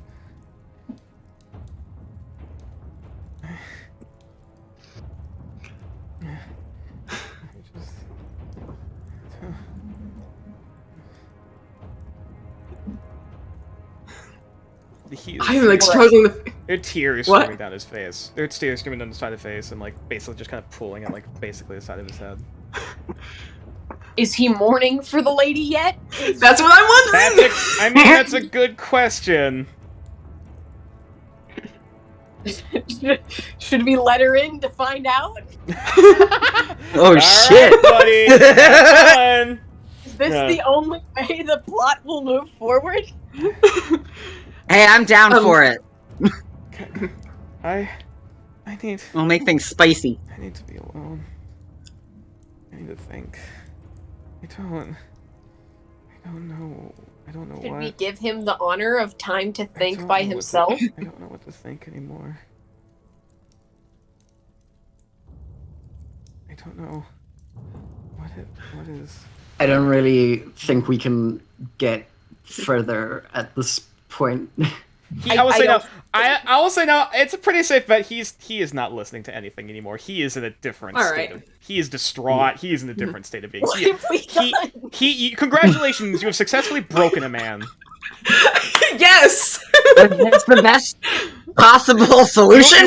Maybe. You have broken down this. I'll say for reference, he basically looks like, in like human years, he looks like what, maybe 18. You basically broke down a teenager. Well, Volka's fucking. Like Vigilance's age, basically. Yeah. If Me anything, he actually might look a equal- little bit younger. Mentally Ogilvy's it. Vigilance was picking on someone his own size. Damn.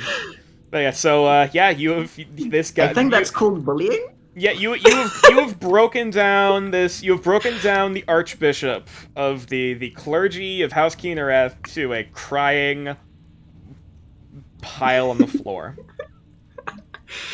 I mean, What this is funny, alone and them to see if he's laughing. going more. We are gods. I'm presuming. Are you guys actually? I presume you're not. You're not actually laughing. Not at out loud. This yeah, is yeah. this is Ren. No. This is all River. off. This is all out of character. Us laughing. I think Volka would chuckle. I'm not gonna lie. I think she would be way too satisfied by this, and that's okay.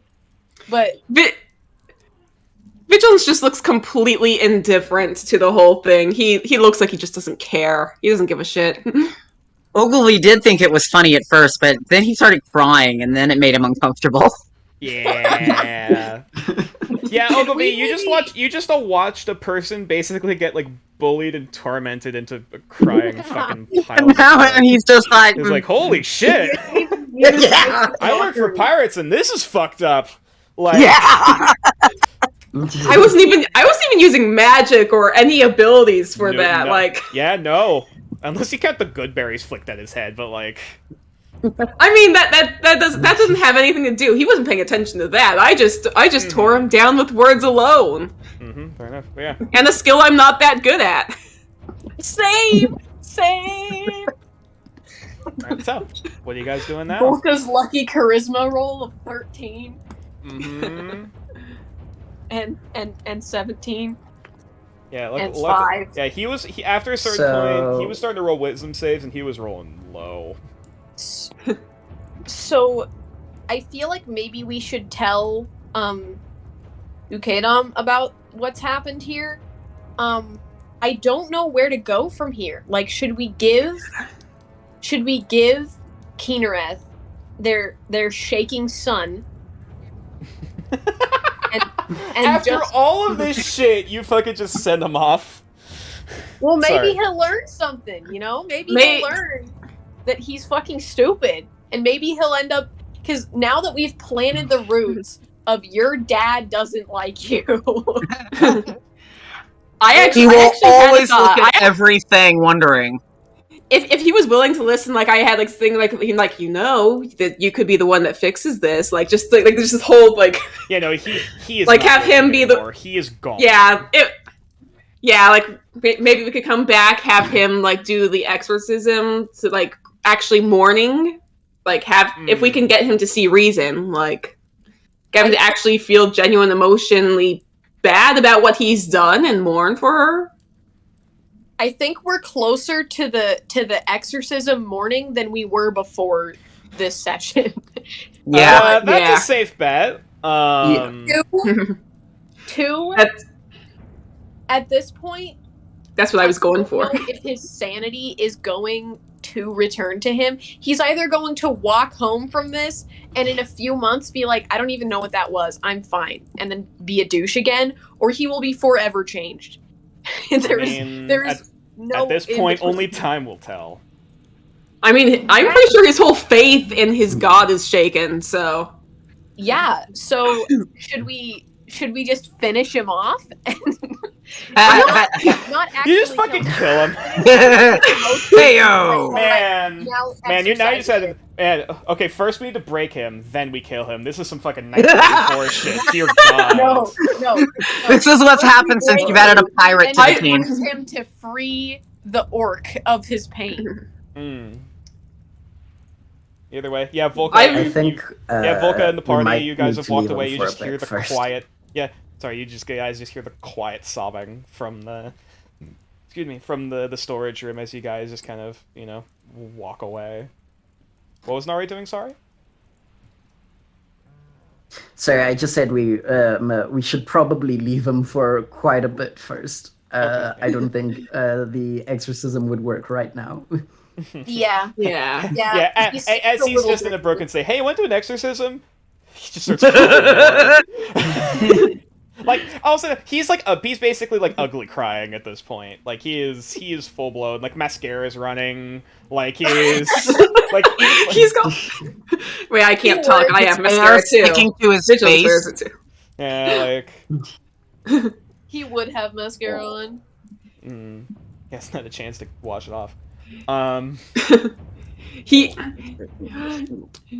He looks now like what Vigilance does intentionally with his Yeah, makeup. actually, you're not wrong. Yeah. All right. So, what are you guys doing? I think we should tell Ukedam what has happened. Okay. I mean, Yeah, And all I- of you guys walk back in to see Ukedam. He has since, basically kind of uncurled a bit from his position, but he's still kind of like looking forward before he looks over. Oh, how did it? What has been done? We have We're there. emotionally traumatized him. He kind of furrows his brow and like slowly tilts his head, confused. You tortured him. no. Maybe. We took his hat. Wait, hold on, where am I? Tortured his mind. We wanted him to see that he was wrong. And he couldn't handle that very well. It doesn't seem that he has realized what he has done to your tribe, but he definitely doesn't seem to really like his family right now.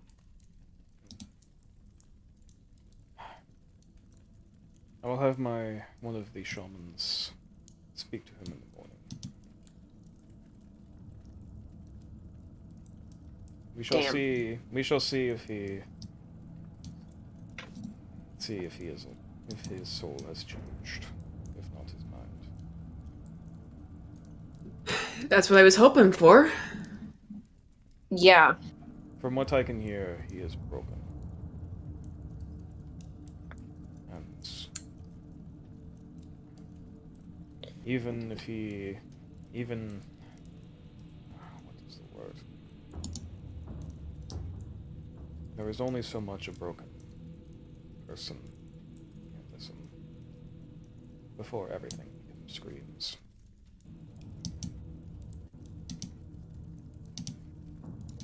I sense foreshadowing, but I don't know what yet.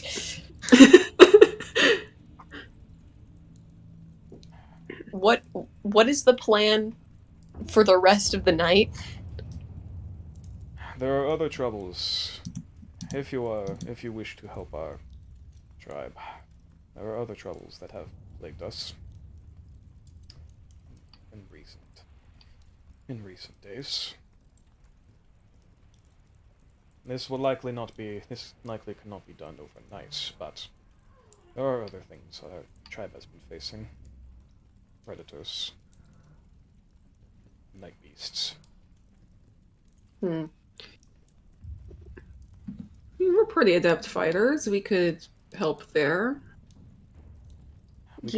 We can give what food and weapons we have, but for now, We must prepare to fight Mother.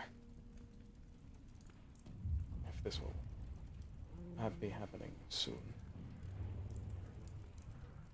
By night beasts, what do you mean? Sorry, what did you say? By night beasts, what do you mean? Roll a, this would be a survival check, Volka. Oh, well, isn't she good at that one or something? Mm-hmm.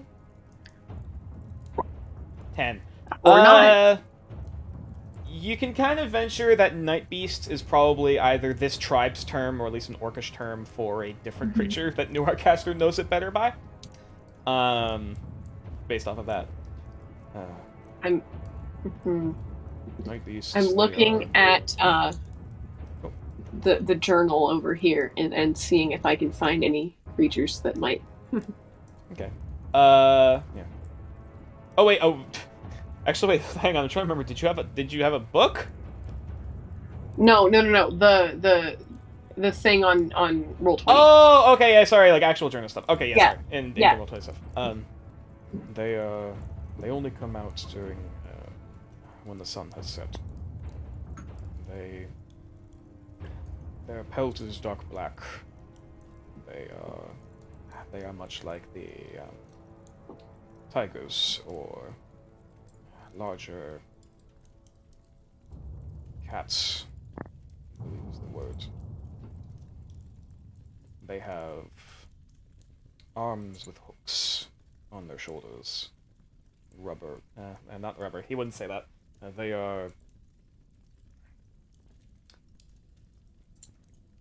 do not have bone. They are like whips.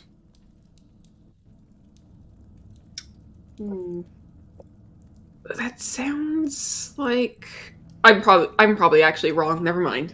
Roll a survival check. Okay. Hey. 18. Based off of this description, this is likely a phase panther, otherwise known as a displacer beast. That's what I was thinking. Which Let you me do, look. which you do know, displacer beasts. They are six-legged,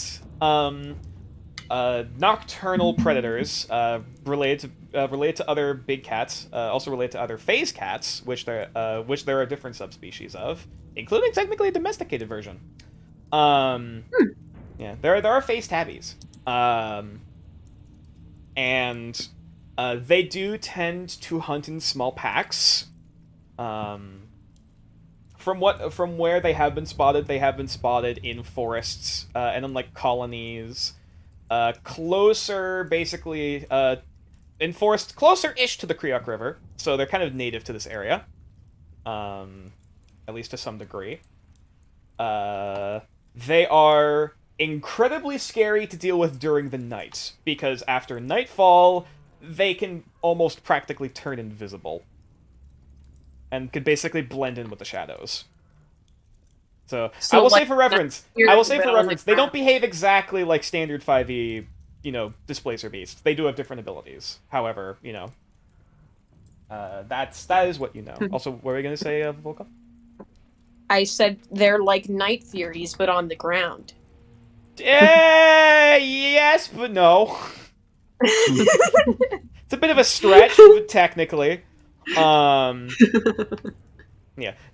Another big thing with phase panthers, is that, as described, and also all phase cats have these, they basically have these long kind of octopus or squid-like tendrils, one coming from each shoulder blade, and they can specifically use those to basically grab their opponents, and basically grab their prey and pull it up into a tree to then go for the jugular, or basically they're usually used for grappling to then go in for a killing blow.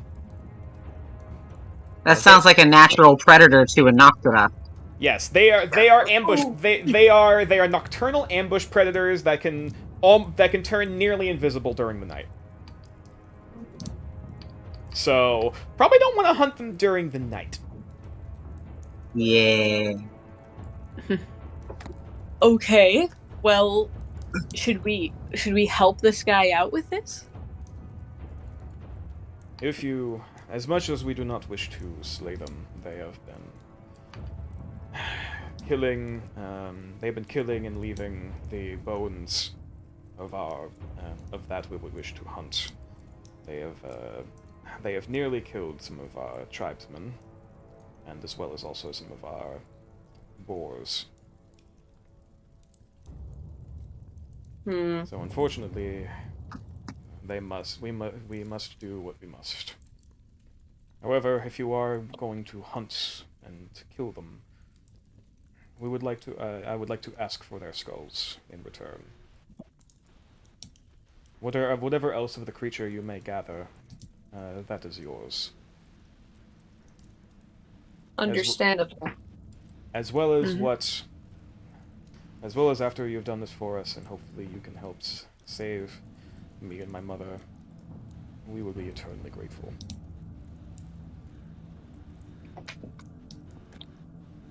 How do you guys feel about taking up this second what is it, piece of the second quest for Side quest? yes, the side Sure. Yeah, sounds like we'll get a little bit of action. All right. As far as the natural order of things, I would suggest that we don't kill all of them, but we should maybe reduce their numbers to a more sustainable. That's actually a question. What's causing them to be like this numerous? Like something happened? Unless you said that and I missed it. Okedon doesn't really know.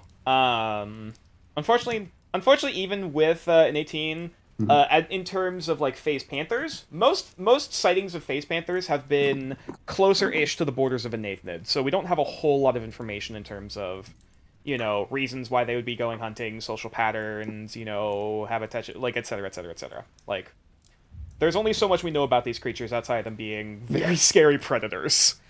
That can also go invisible, so getting a whole lot of info is a bit tricky. However, for all intents and purposes, whether or not they're a quote-unquote invasive species or not, like, they're basically coming from across the Kriak River, there are some theories about that, but there's nothing proven for certain. Like...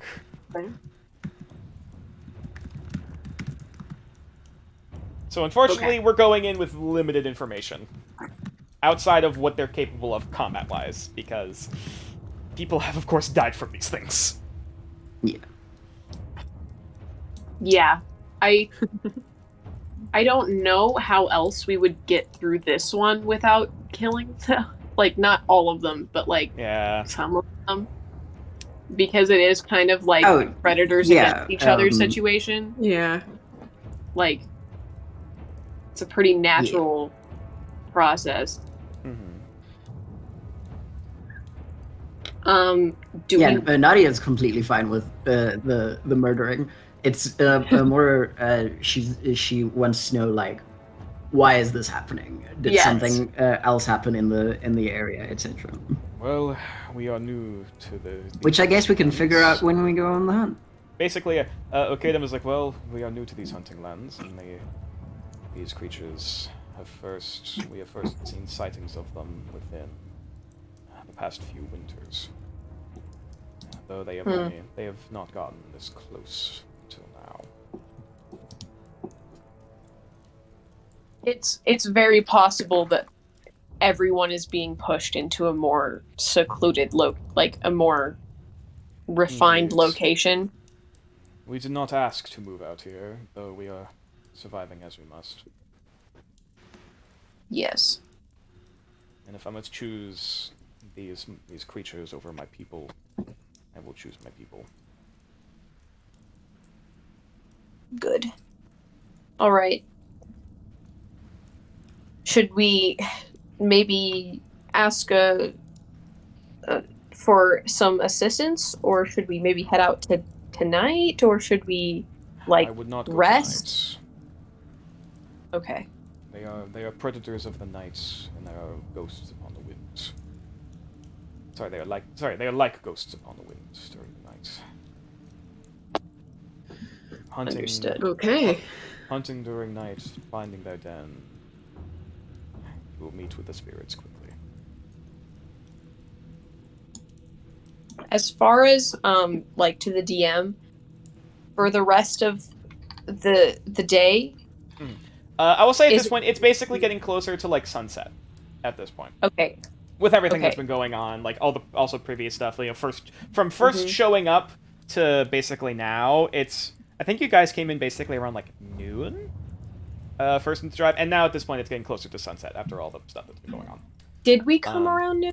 Because we came because a kid got us at night, but we went on a long walk. So Yes, it was at least about a day or so, Yeah. or a little Okay. less than a day's travel out here. So time has passed. You know, it basically by the timing that you got Is- here, it was noon. Is anyone back home worried about us being gone? I don't recall if you told anyone that you were leaving, but I mean, you guys are adventurers.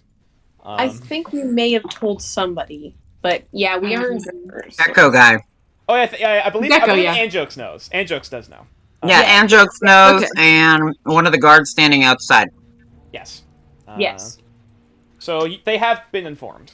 Okay. Good. Basically, that you were leaving. Okay. Okay. Does that mean we should do like a long rest maybe? Because if we're gonna have to fight Yeah. possibly tomorrow with an uncertain elf boy and orc big man, we should like arrange our spells and shit.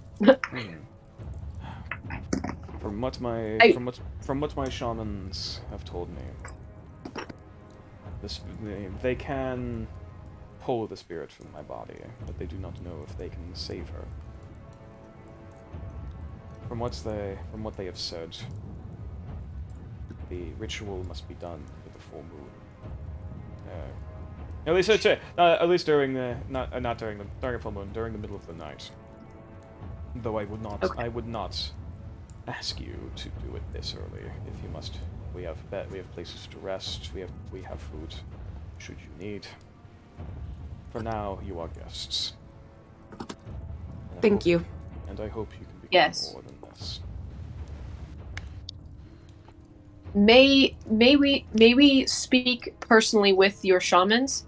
Of course. And if you would wish to go to hunt the night beasts, you would want to speak with Gigol. He is the oldest hunter amongst our tribe that is still alive. He is the one who guided you to my cave.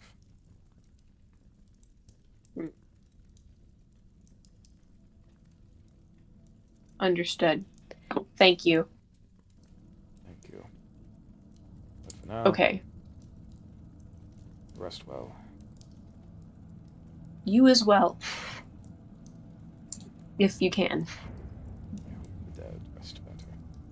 And he just kind of starts to lay back in his chair, and then just kind of like slowly closes his eyes. Damn. He's very sleepy. He's had a long day. I'm sleepy. So much emotional drama today. Please don't tell me you say that in character. No. Well, that's up to Vigilance whether he says that in character. Sorry. I thought you were talking about mine too. Yeah, no. Just very barely muttered under his breath, like barely Okay, audible. yeah, that's fine. Yeah, basically, like quietly to your friends, to the party. Yeah. So, basically, you guys are allowed to sleep in his personal chambers for the night. Hell yeah. Which is this area, you know. So yeah, for all intents and purposes, you guys will be fed by the tribe, by the shamans as well as other members of the tribe, bringing in food.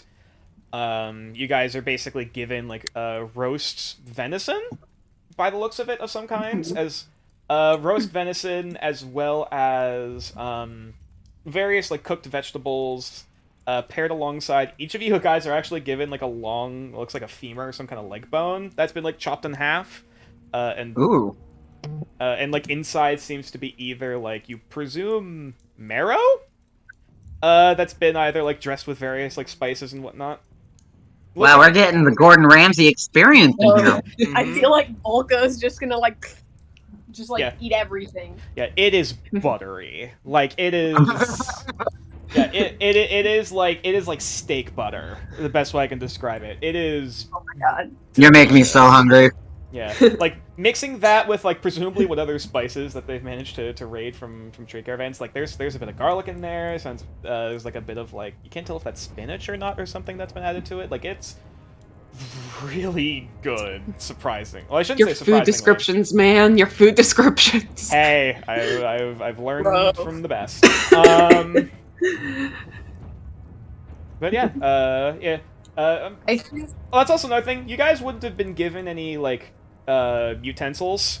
It basically you just see like you would have seen just basically some of the other tribesmen. They basically just have like a stick that they used to basically kind of scrape the marrow from the bone, basically just kind of slurping it up. yo, Volka's at home, dude. Mm-hmm.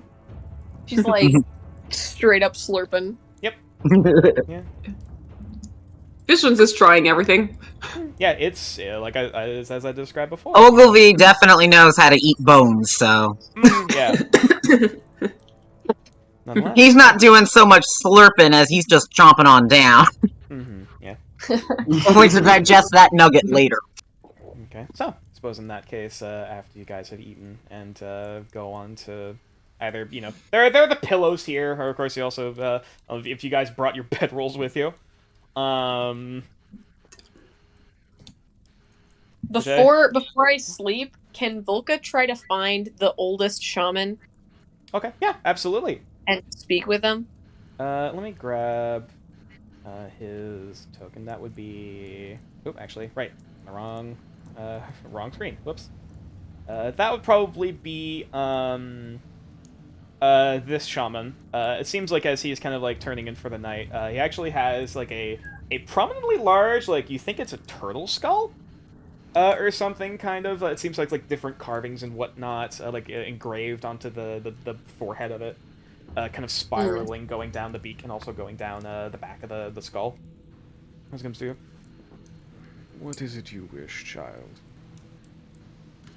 I have a few questions regarding the history of your clan.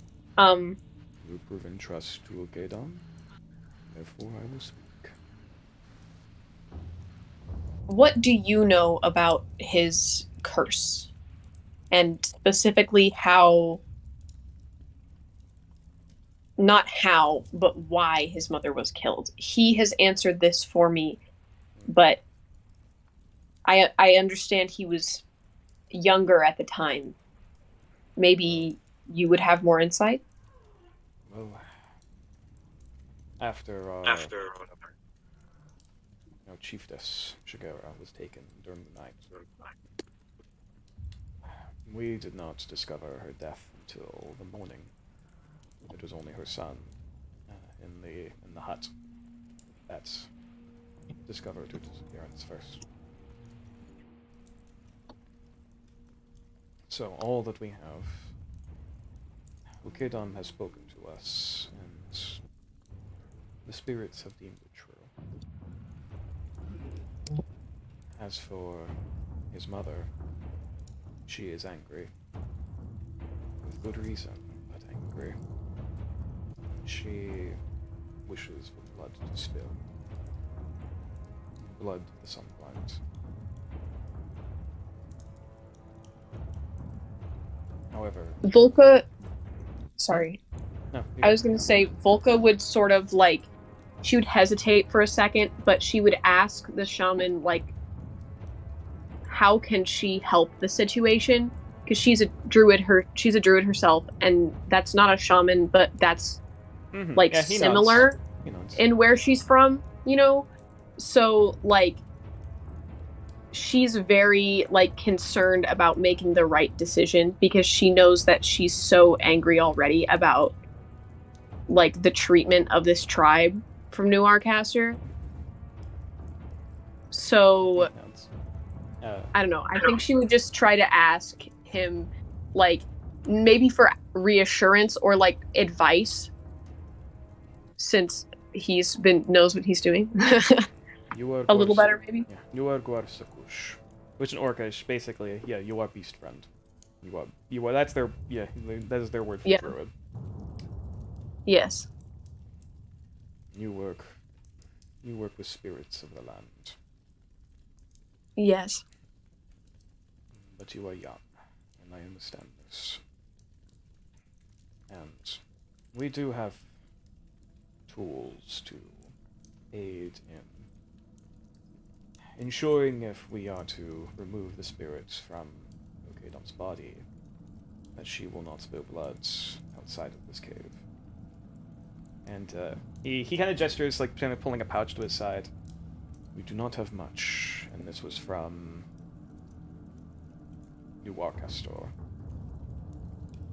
As much as we hate how we have gotten this, it will still be useful.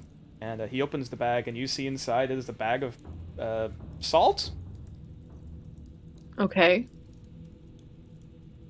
This Is it salt. is Oh, you go. no. I think you're about to explain it, so Yeah. I'll just listen. You know what? I'll have you just roll a religion check to see if Volka recognizes it. 14. Yeah. You've heard at least somewhat of this substance, though you haven't really handled much of it personally, because usually it's a cleric or someone of a divine caster that usually makes this. This is purifying salt. Okay. As once again the shaman picks up. This will aid in blocking crossings, doorways, to ensure that the spirit does not leave this room. And he gestures over basically to the ritual chamber, with the the various offerings and whatnot all around the place. Mm-hmm. We shall give what we can to you when the ritual will be ready. To use as you must. This will aid in blocking doorways, as well as purging spirits from your body. Should you run the salts across the tongue. Understood.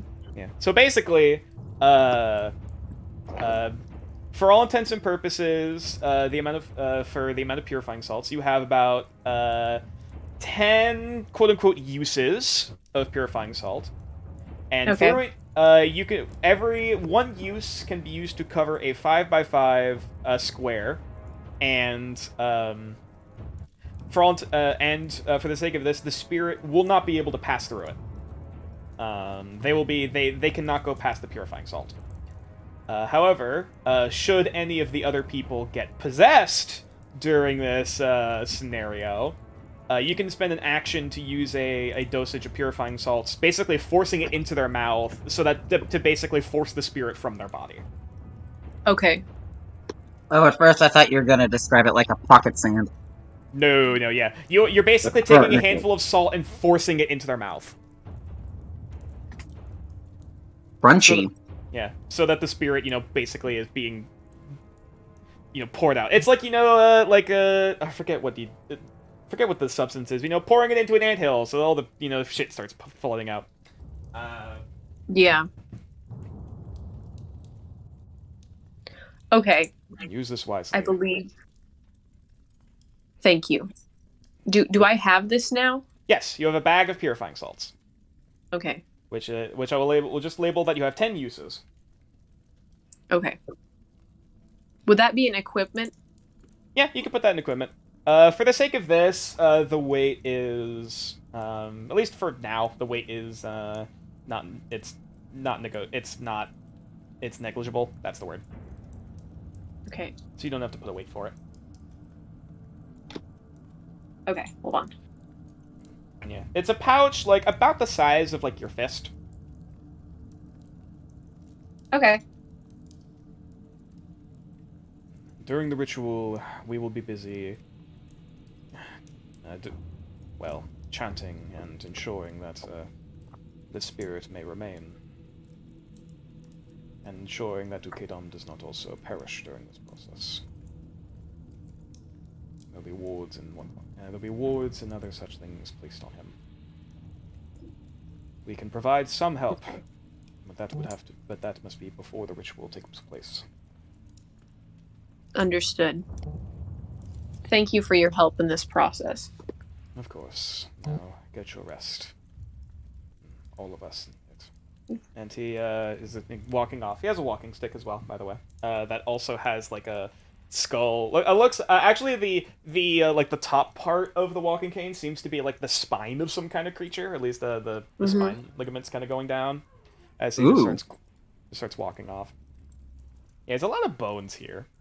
But yeah, he goes I love off. bones. Presumably he goes off. Presumably to wherever he's going to be sleeping for the night, and he just goes off. Woohoo! All right. Is it time for the next day? Do we have anything else to do? Yeah, I'll say you guys have a long rest. You guys will have a long rest as well as presuming if you guys want to do it during the night. Basically tomorrow night, you guys also have the entire next. Basically, you have a long rest now, and then you also have a day to prepare in case there's anything else that you want to do before performing the exorcism. Okay, I'm going to Let's change go my kill some spells cats. just in preparation. What were you doing, sorry? Yeah, I'm doing the same. I'm changing my spells. Yeah. You change around your spell. I think almost all your spellcasters. So, go through your things. Check what you want to do. Whatever. Oh wait, I'm not a spellcaster. I don't got the skills. Yeah. Unfortunately, Ogilvy does not, but for the others. I went over there and I'm like, wait. Now, I will say, in the morning, does anyone check in on Sora-san? I'm tempted to. I might. Ogilvy is tempted to only because he's furious. Okay, so, all right. So we got Vigilance. We got Ogilvy. Anyone else going? To check on him? Yeah. No, Volka's like, fuck that bitch. Like, she's worried about him, but like not enough to care. As much as I can't really change the facial expression in this picture, just showing him for reference to that. Checking in on him in the morning, you actually do see as one of the shamans is actually just walking out past him. And something like basically going back towards the entrance of the cave, somewhat calmly. You don't hear any screaming this time, compared to before. And as, I guess Vigilance is the first one to poke his head in. You kind of turn the corner and you look over to see, Sora-san. His hands are untied.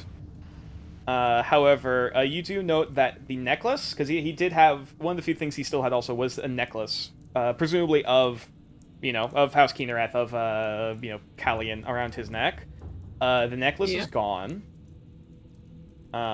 He is currently, basically, kind of sat up, basically kind of, knees, kind of, brought up to his, kind of brought in with his arms kind of around it, and just kind of staring, back at the wall. However, you do note, that looks like a bowl of some kind of food, or soup or something, that was placed at the edge of his cage. The bowl is empty. He ate the food. I'm saying this out of character, but just, he ate the food. Yeah. And I'll say for this, roll a perception check. Actually, wait, what's your passive perception? Where is that? 17. I am looking for... Nari, are you following him? Where is that? Okay. Yeah, where do I find that? I'm sorry. I have it. I can also check offhand. So Nari with the 17 absolutely sees this. The glint of gold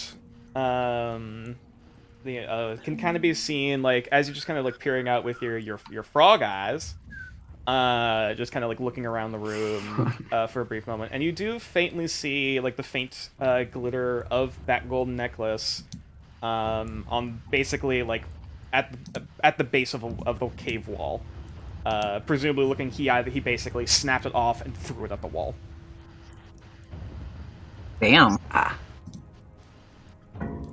I don't know how to find my passive perception. You're good. I don't either. Yeah, it's on the core section. It's on Core section, bottom, like it's closer next to bottom. initiative. Yeah, it's next See to it? Mine's 11. 12. Mine's 12. Yep. So it'd only be Nari that would notice this at first. Though of course you can point it out to your companions if you so wish. Yeah.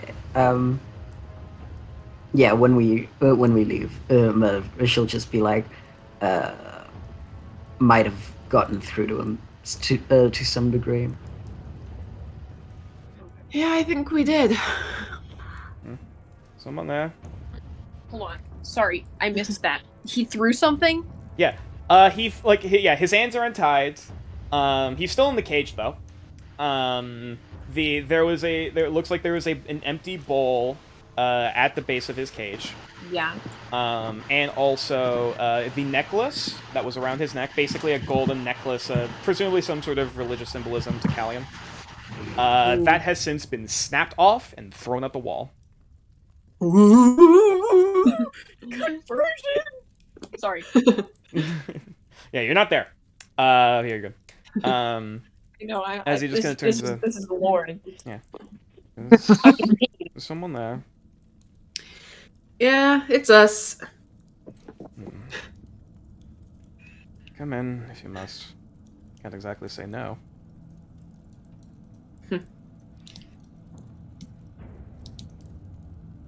Rough night, I assume? Indeed.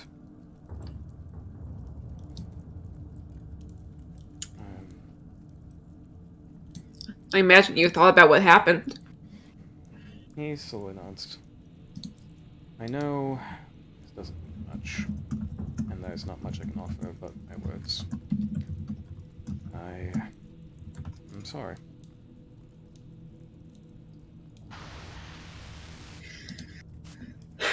You know, Sorry, we're not the Nature, one you're you... speaking so quietly. Can Sorry. you- Yeah, he is also speaking very quickly. Can you- I'm sorry. Yeah. I can also bring him closer. Yeah, yeah. It's just hard to understand. I'm sorry. You know, we're not the ones you need to be saying sorry to. He slowly nods again. There is a lot. My mind is still swimming, though the food helped. Trying to wrap my head around this whole situation, and I don't trust a lot of things right now. I don't know what to think. Don't know what I should do. All I know is my father is gone. Suck. Indeed it does. And if Callion is speaking for my father, then either he's a liar, or he's wrong. I don't know what to do with this information. Do you want to make things right? If I could. I don't know a way to... I'll be honest with you. I don't really trust anyone right now. I don't know what to think about anything right now. But Fair enough. I'm willing to swallow this pit in the bottom of my throat and give it a good old try. Got nothing less to lose. If this is my punishment, then may Callion smite me where I stand. So at this point, heavens above, does it even matter anymore?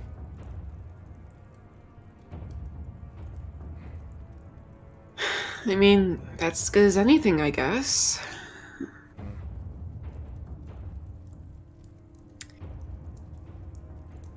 I'll leave you to it.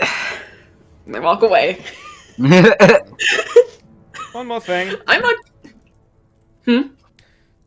As much as you helped, as he does in quotation points, not really good at consoling people. Though, of course, I suppose whether or not I even deserved it. Never mind, I'll shut up. Is that what you're looking for? I've never been good with emotional stuff. Alright, look. So Takes his wing. I have been Stop. starving myself. Cute. I have been starving myself for days. I'm surprised my knees have not started bleeding with how long I've been kneeling. I have prayed and prayed and wished for Father to return. Though I don't know if he even knows where I am or if he even cares to try and find me. I don't know if I can trust my father. I don't know if I can trust Callian. As much as Father told me, I don't know if I can trust the orcs. I don't...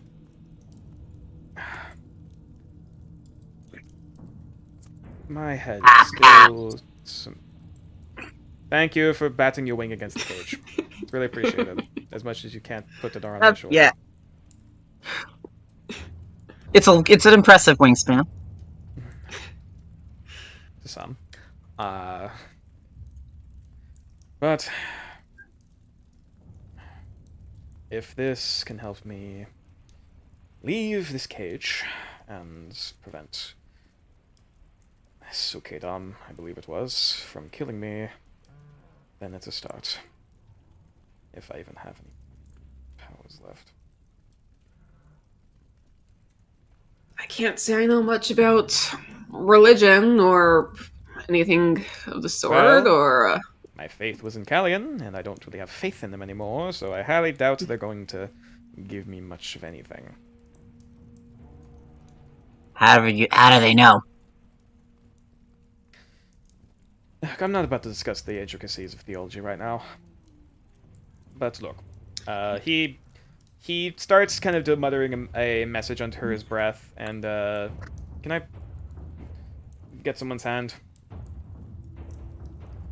Vigilance Why would is just you? like hesitantly, like, I would like to bless put you. his hand there. Okay. Mainly to see if this works. By the Vigilance grace of- hesitantly, like, By the grace of... he just starts muttering to himself in Elvish, doing like a small prayer, and he goes to place it, as you put through the bars, places a hand on your, basically on, like, the top of yours, and, nothing happens. huh. Oh, word travels fast. Well, I suppose the saints and those above are fickle things. I suppose, whether or not I realize it, or not, I have renounced my faith. And therefore, I have nothing. That's not true. This is like a whole new period of life for you now. Roll a persuasion check? Guys, we might have fucked up. 15. I mean, suppose technically you're right, as much as I don't appreciate the fast. I mean, I don't get religion much at all, but I know that there's not everyone worships the same gods in the same way or has the same beliefs when it comes to the same stuff. I don't know. It's Yeah, that is true. all I know Nor is does it's everyone worship complicated. The saints in the same way. Look. maybe you just have to find your own way of it. I don't know. Find a new profession. Go into piracy. Not what I was saying. What I was saying. If my face goes into a life of crime, I'm probably gonna lose my head. But it's so pretty. Exactly. That's why I don't want to lose it.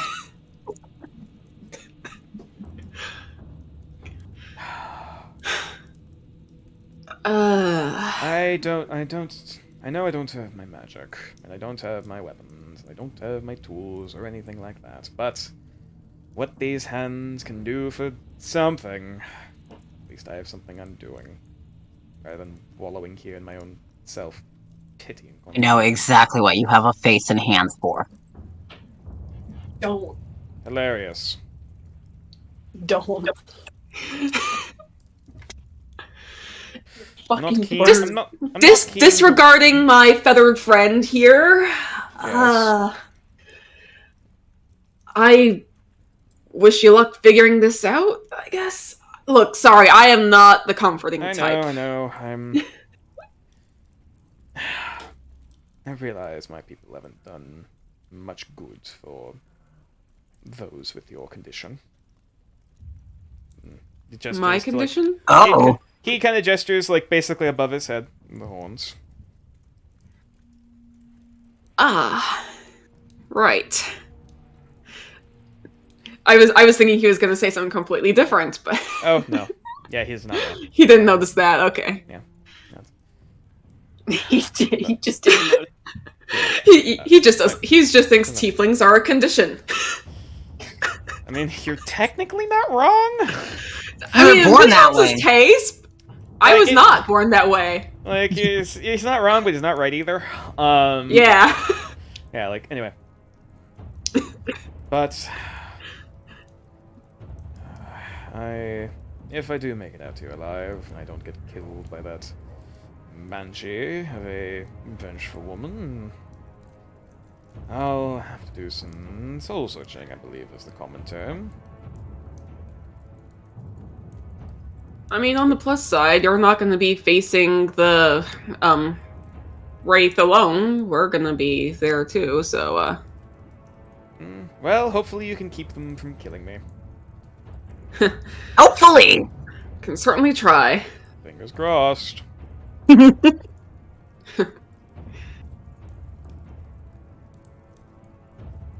But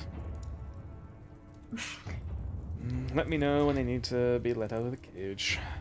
Until then, I'll think. That's all I really can do. Also, could I know this isn't. I know you can still say no to this, as much as I would like to have it, but can I please have the hat back? It actually was my mother's. It was a gift. Ogilvy? It was a gift to me from my mother, as much as it came out of my father's pocket. She had it commissioned. One of the few things I have left of her before she, well, ascended to the heavens. How dare you try your dirty tricks, but yeah, you. Thank you. And he doesn't even put it on. He just By kind his of, like, father, he was gonna keep it. he just kind of like wraps it in his arms. Just kind of sits there leaning against the cage. Like, no, that was still my daddy's. He was gonna be like, sorry, no. Oh, wait, did you did you or did you not hand it to him? Yeah. Okay, he didn't. Okay, he takes it and just No, basically. yeah, no, he has it. It's good. Yeah, I'm not taking that back. He kind of just got it wrapped in his arms, almost like a security blanket. I ain't colonial giving. It's fair. Yeah, he's just basically holding it like a security blanket or a teddy bear, as he just kind of like lays against the bars and closes his eyes. Oh. Thank you. Damn it, that's kind of sad. All right. Oh, We'll go leave you to it. Cry me a damn river. We'll leave you to it, I guess. Thank you. Yeah. And I'm out. Fair enough. Right? Yeah, no, Ogilvy's like, okay, he's gone now, but he's also slightly pouting. Wish it still belonged to his dad. I was gonna keep it. So in that case, is there anything else the rest of the party's doing for the day before the big night? Ah, shit. I think so, but I gotta say, these characters have some sick duality. So what was that? Like, Sorry. These characters have some sick duality. Oh. Well, thank Like, you. holy, like they both have mom problems. You know, Yeah. they both have probably. I mean, I don't know if they have daddy issues, but if one of them does. I mean, you don't. I mean, you haven't seen Ukadam's father anywhere. Yeah, Ukedam was like mad at that kid who like ran away and did stuff, but he was also mad at that kid because that's what he did when he found his mom died. Mm-hmm. So he was like, "Don't do that," to the kid, but he was also like, "I get it." Mm-hmm. Interesting how fate works like that. Damn, this shit kind of funky. Yeah. This shit kind of Is there funky. okay? Is there anything else that anyone would like to either prepare, or would like to make, would like to ask the tribe for in advance? Anything the rest of the party would like to do before midnight, when the ritual will occur? I don't think so. I think Ogilvy would probably just checking. rest. Fair enough. I think we all just need the rest, and then the shamans will show up, right? Yeah. So. we're Yeah, basically, probably gonna- you guys could just chill around the camp, which you know, you do see basically the children running around and playing, not oblivious to all the shit that's been happening in the cave. Imagine being a kid. Mm-hmm. Yeah. So, can you go over again what the ritual would entail? Okay, so, basically, it is going to be, the plan is that the shamans are going to conduct a ritual to draw, Ukedam's mom, a Shigera's spirit, out of his body to basically haunt the ritual room, haunt the area. And then from that point, it'll basically be up to you guys, as they're doing the ritual, to basically cause her to manifest in some way. Whether that be convincing her or doing other things that you imagine would be able to basically coax her into a physical form. And then from there, you have two options. Either A, fight her until she is quote-unquote killed and her spirit is dispersed. Or, presumably having, Suarosum doing something to try to, help Appease her? Yeah, appease her. Thank you, that's the word. Okay. Hmm. By the way, Do we have any So- idea of how we're gonna convince her to appear?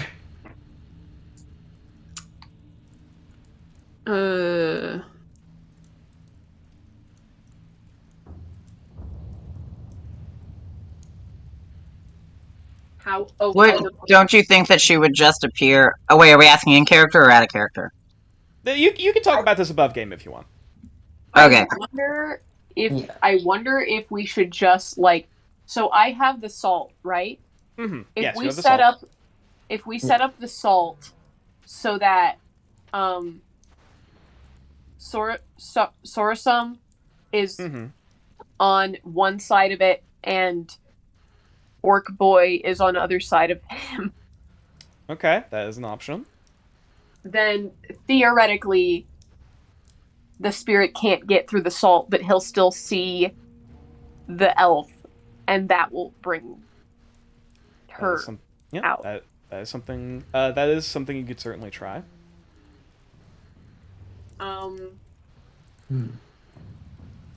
Yeah. I guess I'll just say for the sake of this, are we fast forwarding basically to midnight for the ritual?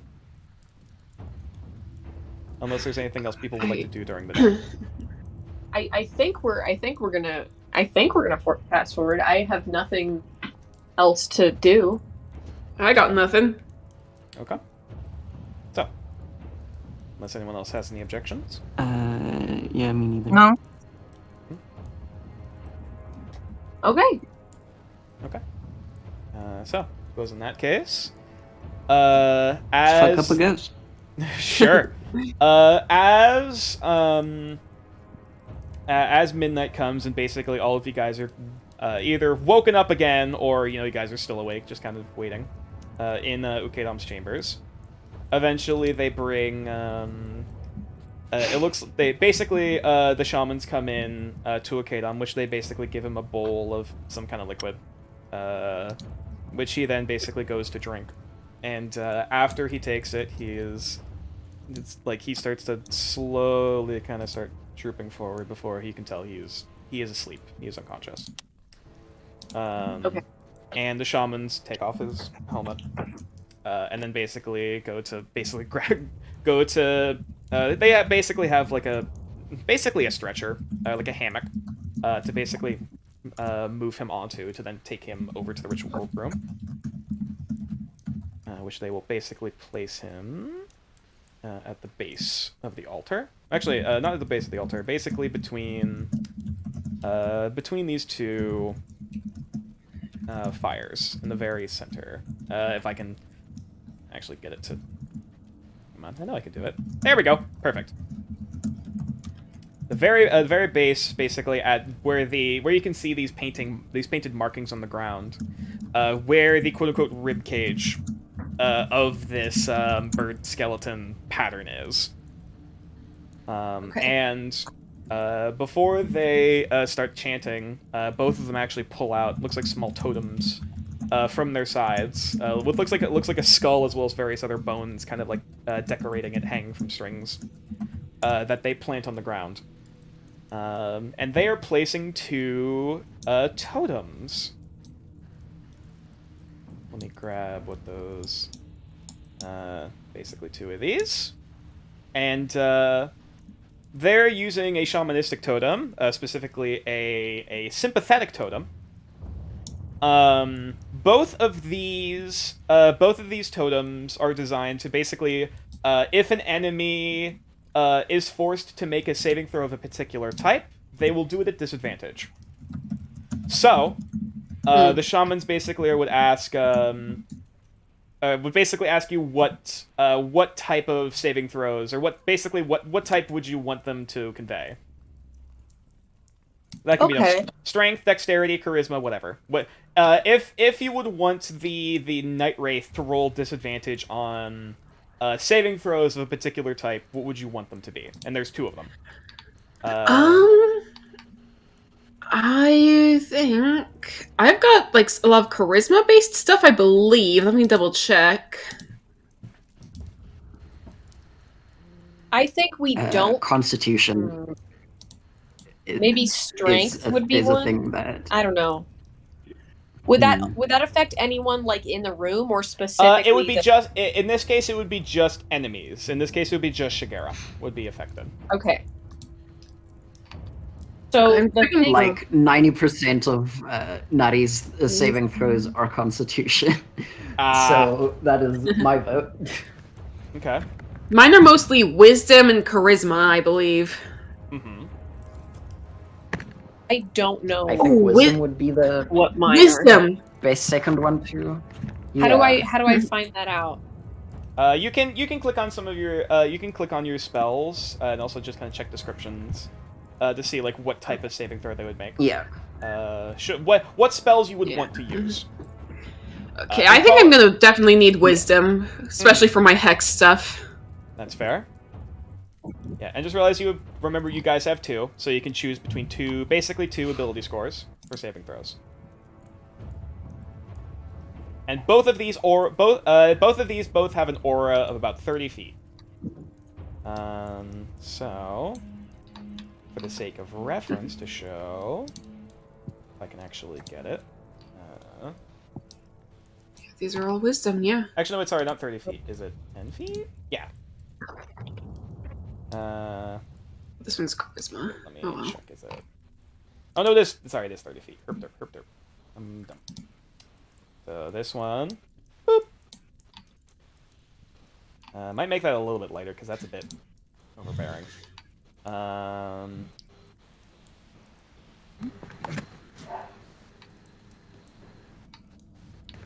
that works. Actually, I'll just. Actually, wait, there's a. Let me actually check something real quick to make sure I'm not doing something dumb. Yeah, and of course you guys can talk and strategize amongst yourselves about what you want to do. Also, what are you doing with the salt? I think we should definitely put salt at the entrance between into the ritual room and like next to where the cave where the cage is. Like not the one where Nari's token is at right now, but the one that's connected to the room. Okay, so okay, so basically here, Yes. as well as where else? Sorry, mark that. I would have thought just like all the entrances into this room would be good. And though now that I think Yeah. about it, they could probably just leave through the walls because ghosts. So like, I mean, you don't know. So Well, okay. Well, if that's the case, what about all around the rim of the room? I will say, you only have 10 uses, and that can only fit Yeah. 10 5-foot squares. So I'm saying we Oh. should use 2. I think we should use 2 where the blue line is at now, and then also on the other side where the 2 big mushrooms are. Basically like here? Yes. Okay. So that if anything happens, it stays in this room and then the big decision room. Okay. Alright, Which- in that case, you have Oh. 7 left. Yeah. Okay. And also The remember one- you need to use a serving to remove possession should that occur. Yeah. So Which would she try to possess somebody else if she could? even after manifesting, certain spirits can possess people. Okay. So What that if- can happen. anyone What use the salts to force the spirits out? So Okay. like, So sorry, the aura- should the we aura for these distribute totems is it 15 to feet. like? My apologies, sorry. Should we like distribute the salts between everyone in case one of us gets possessed and they have the salts? We'll do, I think, blue, this one. There we go. Okay. Excuse me. Can you re-say that? Sorry, I lost focus. Should we we should probably distribute the salts between everyone who's going to be fighting in case one of us gets possessed and they're the one who currently has the salts. Oh, that's actually a smart idea. Yeah. Okay. Mm-hmm. Alright, so Should we all? Are you saying we should all ingest the salt or keep the salt handy? no, keep it. No. Yeah, we each have like one use of the salts. Okay. And we can. Yeah. I will give it say, to if you try to everyone. put salt in your mouth beforehand, it's. I'm sorry, that's not working. You're gonna have a bad time. Yeah, Yeah. I was like, it's more of a. It's less of a preventatory and more of a in the moment kind of thing. Yeah. Yeah. Yeah. So currently who- you have technically you have 7 left. That is basically one usage here to cover this side because technically these aren't really like one square, and then we have 2 used up between these 2 squares here. Okay. Is there anywhere else you'd like to put salt? So if we're gonna divide it amongst the people, right? Mm-hmm. Who should we give it to? There's 2 shamans, Ukedam, Okay. and then yeah. all of us, Ukedam, which yeah, is- I would say think yeah. the Ukedam shamans is are gonna be- unconscious. okay. Yeah, Ukedam is unconscious, who's and the 2 already shamans are going to possessed? be chanting, basically during the period. Okay, so I So feel like it'll we'll just need be the shamans to party. be okay because they're chanting, right? Yeah, they are basically spending their turns basically channeling for the sake of the spirit and ensuring that they don't try to pull more shit. Can they be possessed? Maybe. Okay, so I think we should give. I don't know. I think we should give it to the 2 shamans and to all of us, which leaves 1 left. I think. 1, 2, 3, 4, The 5, 6, 7, the 8, problem 9. with giving it to the shamans is that the shamans are gonna constantly be using their actions to hold the spirit here, and if one of them gets possessed and the other tries to use it, it'll just the cause the ritual's spirit gone. to. Yeah. Yeah, it'll. You're right. I guess it'll have to be one of us to deliver the salt to them. Okay. Yeah. Yeah. Okay. Should we give salt to? Also, is Kime? Kime is still technically here, right? Kime is still technically here, yes. I haven't really been moving around their token, but basically Kime's been kind of in the background. And So also do we need to- having a bit of a nervous fit because of all the weird shit going on. Solid. So, No.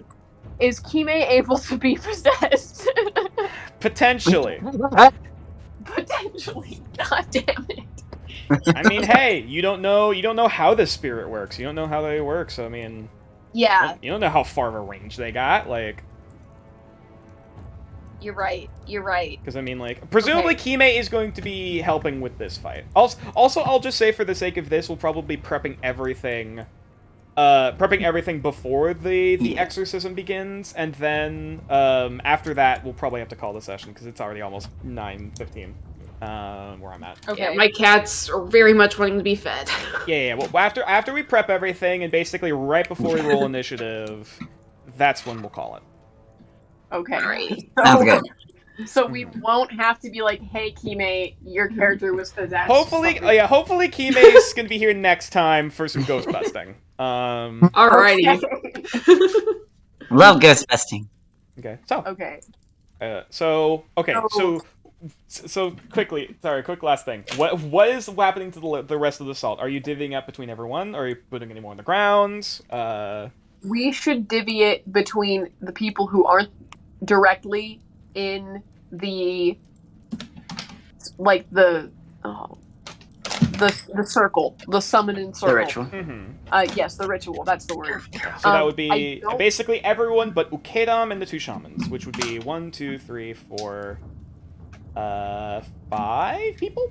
Yeah, 5 people for the party, unless you also want to give some salt to Sora-some. Maybe just to be safe. I'm kind. That would be a pickle. I'm kind of scared that. Yeah, we should give some to him. We should give some to him. Yeah, fair enough. So yeah, you just kind of come over to his cell and hand him the pouch, and he's just like, oh, purifying. So, we're doing this now. Okay. Yeah.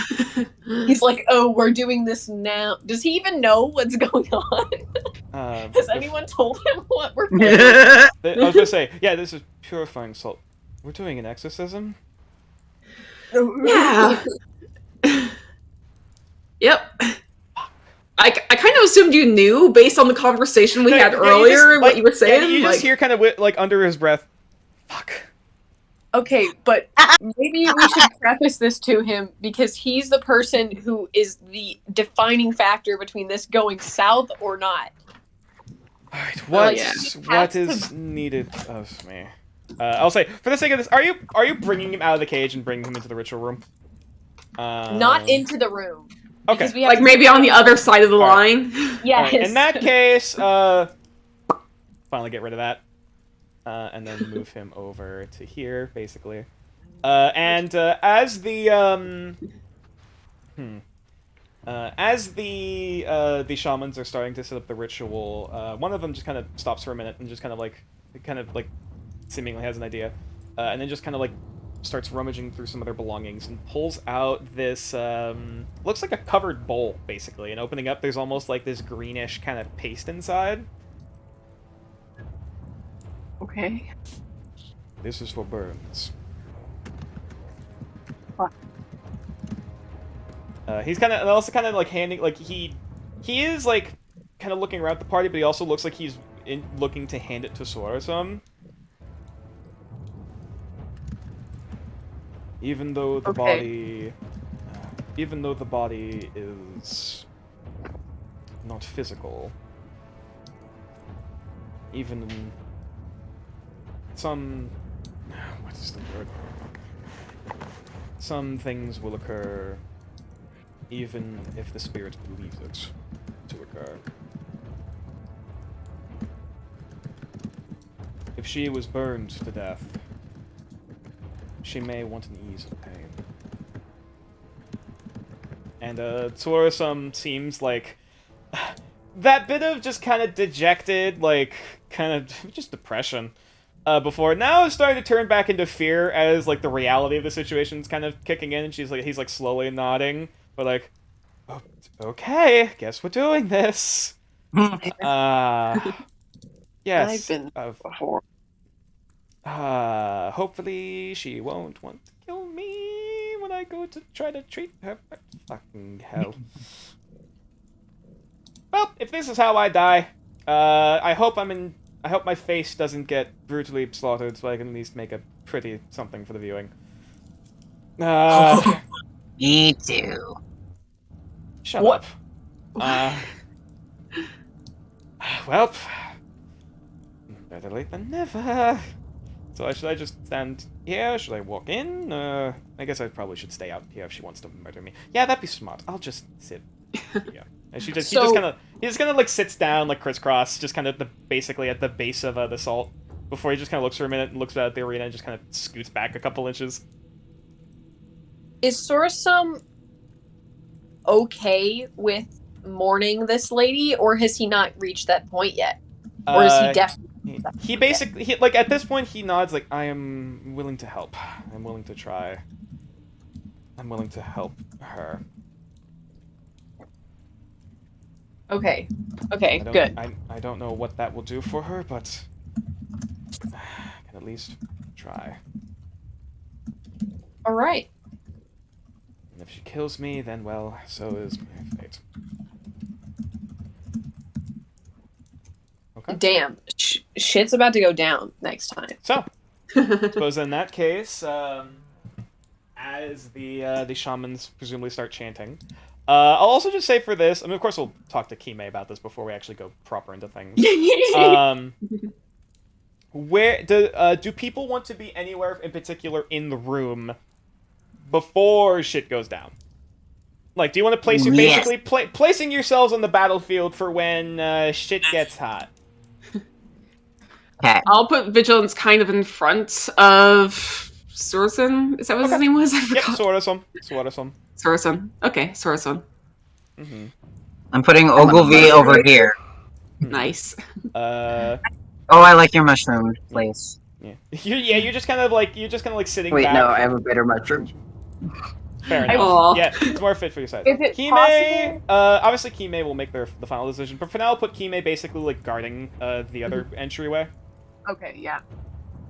And Ogilvy doesn't have any magic whatsoever, so he's kind of gonna hang back here to help with someone else. Okay. Okay. You only do stabby, which might not help with ghosts. Mm-hmm. I don't know where Volka should be, because I was thinking where Kime's at would be a good spot, but Kime's there, so we're good there. Also, one final thing. We never actually finalized what the two saving throws for the totems are. I believe one was going to be con. Oh yeah, I think that was I think we were okay with one of them being con, though I forget. the two that were Wisdom. Saber, Yeah. Con and Wiz. Okay. Do I look at this from the perspective of like what am I good at, or do I Yeah. look at this from the perspective of like guessing Well- what Basically saying, what kind of spells are you going to use against the ghost? What kind of saving throws will the Yeah. ghost Should need to shit roll? go down, what spells do you intend on using against the ghost? Oh, okay. Yeah. Because while the enemy, the ghost, is in either of these auras, basically within these auras, they will be making any saving throws of that particular type at disadvantage. So like, Okay. if this one was strength, they would make all strength saving throws with disadvantage while they're in that aura. If this is wisdom, it'd be wisdom disadvantage. Okay. So can I read off my spells then? If that will help? That I'm gonna have Absolutely. equipped, I guess. Okay, so I have Charm Person, because I don't know if that will have any importance here. I have Cure Wounds, I have Entangle, and I have Ice Knife. And then for my second level, I have Hold Person, and I have Protection from Poison. Okay. What kind of spell is Hold Person? Like, what kind of save is that? I believe So- I've it's used a. it before. I don't believe, remember. It's I believe wisdom. it's a. Oh, it's a Wisdom save. Yeah. Wisdom. Okay. The majority of my spells are all either charisma or wisdom, so... Okay. What is charm person? Charm person. I Charm believe is a person charisma basically makes them friendly to you until you attack them, at which point they become hostile towards you, save. so... Mhm. I'm trying to remember if that's either a wisdom or a charisma save. I wanna If say they're a that's- human. It says wisdom. It's wisdom. It says Okay. It's wisdom. wisdom. Yeah. Okay. Would have thought it was charisma, but it's wisdom, so... Okay. So, about those spells, Charm Person and Hold Person both target humanoids, and we're fighting a ghost, Yeah. which is not a humanoid. Mhm. I don't know that I have anything for Ghosts. ghosts though. Detect. I've got magic, Moonbeam, Actually, hang on. I just realized that you You guys have, actually can't see you the have auras. Moonbeam, you have... and that was a Constitution one, so... I do have Moonbeam. Yeah. I've got Okay. Moonbeam, I have Fairy Fire, I have Psychedelics, which is actually like a worse Fairy Fire. Man, y'all want the ghost to trip It's balls? It's basically the Caramel Dancing meme. Fair enough. What does Amazing. what does Moonbeam do? Like, It is Moonbeam. Yeah, sorry. A silvery beam of pale light shines down the 5-foot radius, 40-foot high cylinder centered on the point within range. Until the spell ends, dim light fills the cylinder. When this creature enters the spell's area for the first time on a turn or starts its turn there, it is engulfed in ghostly flames that cause searing pain and must make a Constitution saving throw. It takes 2d10 radiant damage on the failed save, or half as much on a successful one.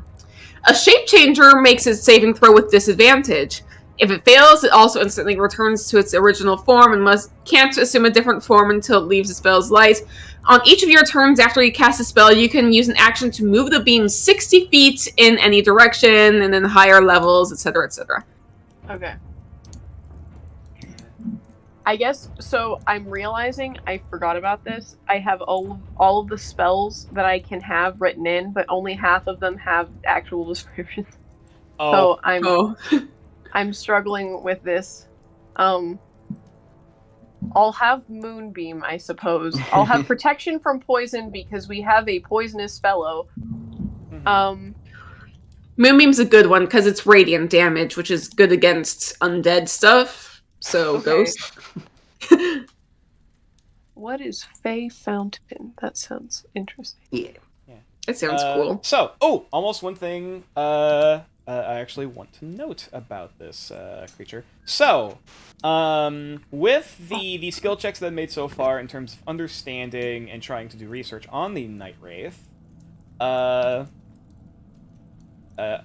basically before combat starts, I will allow you can choose between knowing vulnerabilities, resistances, or immunities or abilities, and you can choose and you can choose two, so that you guys can know in advance. Okay.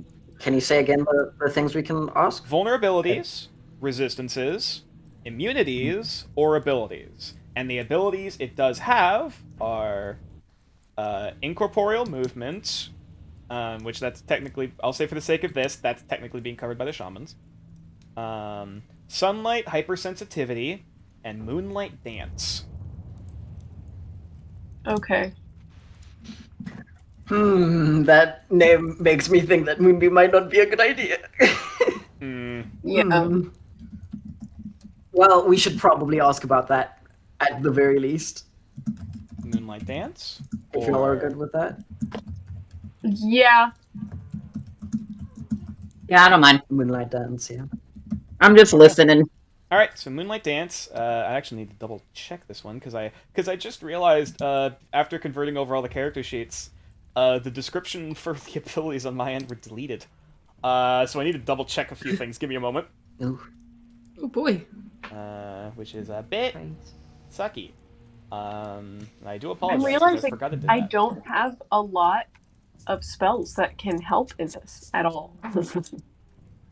Absorb elements? That sounds insane. Okay. Most of mine are like necrotic type stuff, which will not help. Okay. Moonbeam is If basically it the helps, one thing I know. my current prepared stuff is absorb elements, create or destroy water. That's just for me. Fairy fire, healing word, blindness, deafness, gentle repose, enhance ability, lesser restoration, moonbeam, and summon beast. These are all my druid spells. I've got Currently prepared. being a witch, I don't have to like switch spells, but I do have to like limit what I use. I've got Vicious Mockery, Prestidigitation, Chill Touch, Druid Craft, Produce Flame, Bane, Expeditious Retreat, Hallowing Curse, Cause Fear, Hideous Laughter, Psychedelics, which is the caramel dancing thing, Mm-hmm. Fairy Fire, Sleep, Good Berry, Charm Person, Flawed Reconstruction, which I used to kill myself once, Yeah, Dark time. Vision, Moonbeam, Calm Emotions, and Bark Skin. Sorry, here we go. I have the ability. Moonlight Dance. Each creature within 60 feet of the wraith that can see it must succeed on a wisdom saving throw or become charmed, joining the wraith in its maddening dance. The creature is free from the enchantment if it takes any damage. Each hour past dancing, the creature gains 1 level of exhaustion. A charmed target can repeat the saving throw each hour, with disadvantage if the wraith is within line of sight, ending the effect on itself on a success. If a target's saving throw is successful or the effect ends for it, the target is immune to the Night Wraith's Moonlight Dance for the next 24 hours. Okay, so maybe I should keep Charm Person to affect people who might be attacked by the dance. Mm-hmm. And I will say, for the sake of this, that is a persisting effect. That is an aura. Okay. So what's the difference between explain. Basically, no. Sorry. Sorry. It doesn't spend its action to do that. That's something that's constantly up Okay. while it is active. Yeah. Yeah. So would then keeping Charm Person matter then? Like, could I uncharm the charmed person? Or charm on top of a charmed person? I believe you can charm a creature that is already charmed. Hang on. That's actually something I do want to double check quickly. Oh yeah. Sorry, and that's the one ability. You can also choose still, because that's the first thing. You can also choose between knowing a vulnerability, a resistance, or an immunity.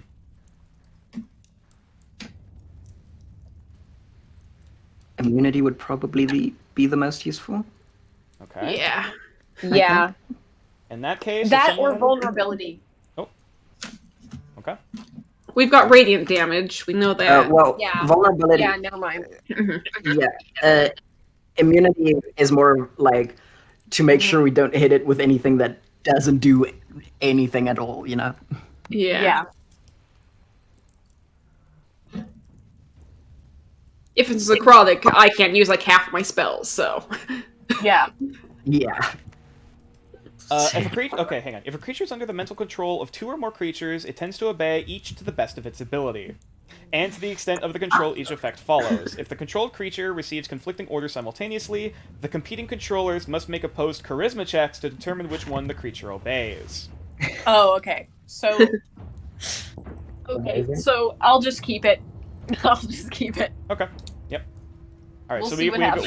are we looking at invulnerability? Sorry, we're looking at immunity, or we're looking at vulnerability? Immunity. Immunity. Okay. In that case, Yeah. if someone could roll a d4 for me. D4. Let me go pretty ahead and 1. Okay. Oh no. You are fairly, from what research you can tell, while its corresponding quote-unquote being, the Noon Wraith, has more associations with fire, and it's what's words? It's a proficiency with such things. Night Wraiths are, of course, during the cool moonlit night, which means they are going to be immune to cold damage. Okay. oh, Are they not immune to fire damage? You don't know. You know one immunity. Well, I've got fire stuff and necrotic stuff. So.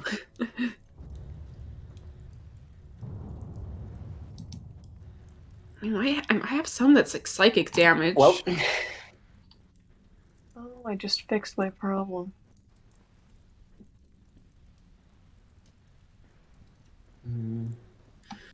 I've got like one spell that's gonna do any damage, basically.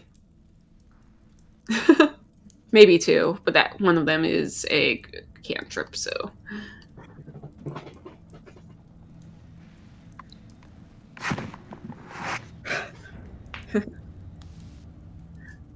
Okay. Is that it? Okay, so I'm assuming though, if cold doesn't affect them, then maybe fire does. Yeah. So I I'm think gonna. they were look- associated with fire, though. Yeah.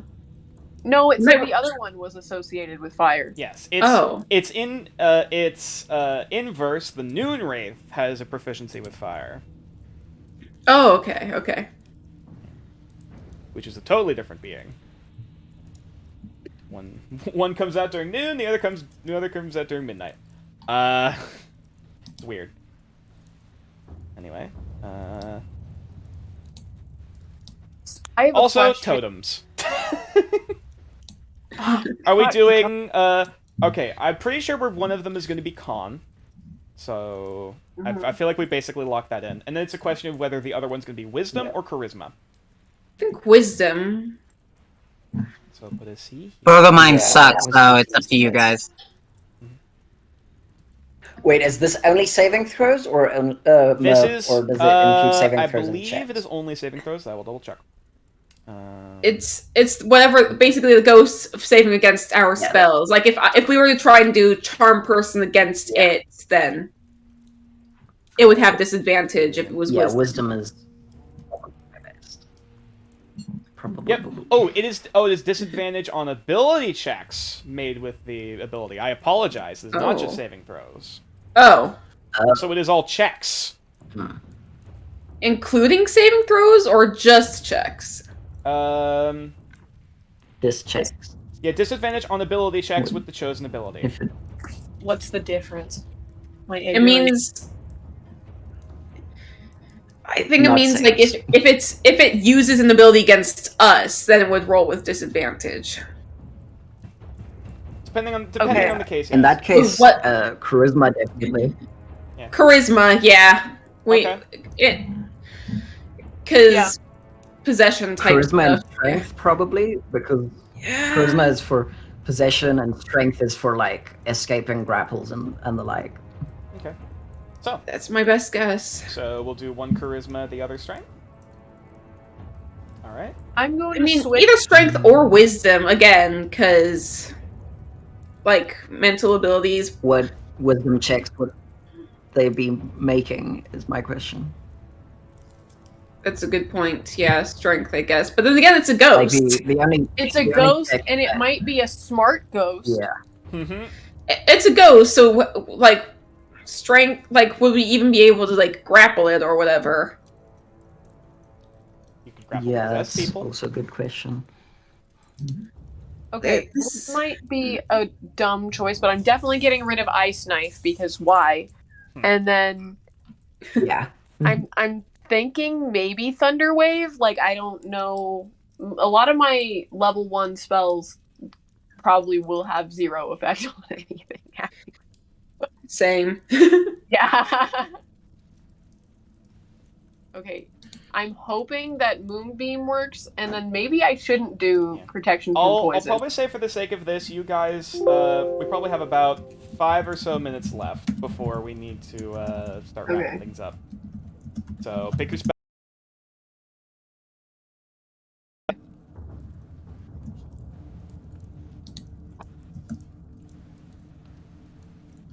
And of course, you guys can still talk during that time, but yeah. Sorry, I'm just reading. You're good, you're good, you're good. So like what wisdom checks would it be making in combat is my question. Like charisma I can get. but because of possession and stuff. But what wisdom, what intelligence, what other things other than like grappling does do things do in combat with like checks, you know? That's a good point. Yeah, I think charisma and strength might be the best. Even if we can't grapple it, it's still like something. Yeah. Okay, so case- because the only like spell I can do that I think will actually affect this is the moonbeam, I'm gonna do moonbeam, and then I'm going to maybe do enhance ability, and maybe that will help. Buffing other people. That's another that could certainly help. Yeah. Yeah. Yeah. I suppose that's another thing to bear in mind. Are you keep going in into mind this that planning to enhanceability kill it, is or are you going into this concentration. planning to appease it? Mm-hmm. Or, I you're think- prepping for both in case you try one and shit hits the fan. I don't know how Yeah, I else to think- appease it besides giving her an emotional bastard and hoping that she likes him. Like that's the plan. Here we you have. go. Here's your kid. There's no. I don't Here- think here. I have a spell that would, unless I charm him to grieve for her. Has command grieve. No. So I just feel like This one we got 3 minutes. we should be prepared. Okay, so we're Yeah. we're dialing in on charisma and strength. Was it charisma and strength, or was it? Mhm. Okay, yeah. In that Okay, case, we'll yeah. keep them as is. Okay. All right, perfect. So, is there anything else that the party wishes to do before locking in? We get ready. Um, We got 2 minutes. I just checked. I just changed. Also, what's it? you also at this My you can also Moonbeam choose any spells prep you would want to cast to- beforehand. That is also an option you can do. Yeah. And I'll say for the sake of this, I'm gonna because I'm cast nice, protection of any from spells, evil. yeah. Oh yeah, protection from evil good. Go ahead. Any spells that you cast in advance, the duration of those will only start to tick once combat starts because I'm nice. All right. I think I'm gonna Basically- cast Spark Skin on So- myself. Barkskin? Okay. Yeah, everyone Yeah, I'll- watches as you mutter an incantation and Yeah. the bark covered, smoldering arm covered by the gloves and whatnot starts to spread up your shoulder as you unfortunately feel a bit of that burning sensation spreading. However, the magic still takes hold and kind of similarly looking to Fumharillis in her true form, actually, from what you have seen. A somewhat smoldering charcoal, like bark covered vigilance, like horns and all, like even like some of the cracked horns kind of branch off into little branches that are kind of like smoldering, like recently snuffed candles. I just remembered I'm right in his view. Yeah, and Sorosum looks like his head like turns like 90 degrees, like looking at this. Don't ask. I never saw a thing. Look, I probably have worse shit to deal with right now before trying to ask what is happening. Yeah, just carry on. Whatever you need to Right. do. So, wasn't that Okay. case, all right, last So, call. Any spells? Who We got should protection I from evil and protect good. from evil and good? I- So, But who? vigilance is Okay. bark skin. I'll mark that as well on your token. Yeah, a little shield. Yeah. Actually, I feel like okay, what if I use enhance ability and I pick the one that helps with charisma, because I know some of us struggle with charisma, especially Volka. trying to persuade the ghost. Two druids. Trying Yeah. to persuade the ghost. That's an option. That's something you can try. I think I Okay. have the. My Who should charisma I- is pretty good, Who so should I cast? someone else. You can choose to cast on Yeah. your. Actually, could you just click on the spell for me? Yeah. I know it's gonna be hold a on. big wall of text, but Yeah. Also, I want to change the animals that it explains as, but that's irrelevant. that's fine. That's fine. Yeah. You don't. Yeah. Did it do it? Yeah. Yep. You touch a creature and bestow upon it. It lasts for 1 hour. So you don't Okay. need, okay, so you don't need to put concentration. That's fine. That's good. I presume you're doing Eagle Splendor. which would be Eagle Yeah. Splendor. Okay. I don't know who here has shitty charisma besides Volka. Me. Naughty. Do Oh we god, make it's it all of the us. charisma. Everybody but Vigilance. I was gonna say I think everyone but Vigilance and technically Kime because they're a paladin. Okay, but what if I just Yeah. give it to Vigilance and then Vigilance just does all? Dude, I have 19 charisma. Okay, so Yeah, but then you'd have advantage on then that you'd have 19 then you'd have +4 and advantage on charisma. I mean, Yeah. okay, but like, okay. Yeah. Ultimately, it's up I to think- Volka who they cast it on. is it selfish for Volka to pick herself? It's up to you. I cast Barkskin on myself. I could have done someone else, but I did myself. Okay. I think Volka's gonna cast what the fuck is it called? Eagle Splendor. Yes, Eagle Splendor. Okay. In that case, I On will put Volka. a a little shouting icon because talking.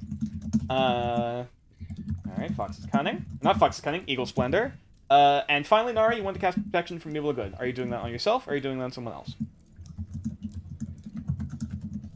Probably on myself because I have -1 charisma and do not want to get possessed. Perfect. Now I forget if you have to choose a particular creature type or if it's all of them. I can never remember. Even if either way, it's going to be targeting undead. Undead. That's fair. Yep. Okay. In that case, I'll put a little shiny or a spike, whatever. There you go. I love that Owl's wisdom is at the bottom of this. We literally don't even have. We have the dumbest, most offensive owl Yeah, you're not in the wrong. world. Okay. All right, so in that case, Mr. Owl, how many licks does it take to get to the center of a Tootsie as long Pop? as long as someone reminds me next session to give Kime prep time to do shit. Otherwise next time. Yeah. Well, actually, I'll at least we'll go into the beginnings of the ritual as both of these shamans start pulling basically pouches of some type of herb and casting them into the fire. Both of them start burning this bright, vibrant blue,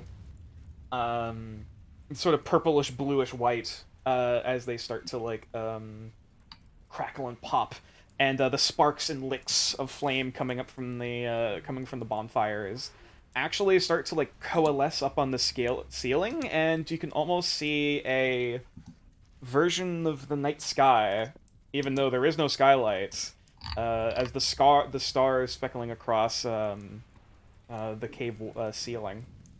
And as that happens, and they start, basically going into chanting, stomping their feet, and like basically waving both their staves out in front of them, muttering chants in Orcish. You watch as the body of Ukedam starts to like twitch, and like start kind of moving and just kind of jostling around in place, before eventually the mouth kind of cracks open, and for a brief moment, this ethereal, effeminate form, with a shriek, echoing throughout the caverns. For a brief moment, you see in front of you this. Is she hot? You're asking if somebody's dead mom is hot. Wow. Okay, never mind. Oh no, Oh! she's not. Oh, I was thinking the other. This withered, Yeah, she's kind of charred... hot. Yeah, damn it. This withered, charred corpse of an Orcish woman, Not hot anymore. yeah, is basically hovering before the body, letting out this ear-splitting shriek as it escapes from his lungs. And just as quickly as she was here, her body just dissolves into smoke. And as clouds almost start to form over the night sky, the sky goes dark. And as that occurs, and all of you are left hesitant at what is to come ahead, that's where we're gonna end the session for the night. Dun-dun-dun. Yay! This is gonna be fun! Boy! That was a bit longer than anticipated, but it's fine! Holy shit! Kinda glad Kime wasn't here because we would have just ran into this, I feel like. Yeah. I mean, maybe. I suppose only time Maybe. shall tell. Right, so. I have been like kind of messaging her like during it, being like, "Oh yeah, by the way, we're doing some prep. By the way, this is a thing." So Yeah. So I suppose. just letting her know, like, hey, if you need long rest, we did that. These are some of the saves. That's a thing, and yeah. Either way, so I suppose then, so we don't run too much over time. I suppose then we'll have to see how this ghost-busting venture ends up next time on Legends of Zoterra. New Oak Frontier. Yes. See you guys next Friday. Fingers crossed. Or All right. Saturday. Right? How things go. So, Friday or Saturday. Hopefully. All right, yeah. All right, in that case, see you guys All later. right. Yay. See Yay. ya. Bye. Bye-bye.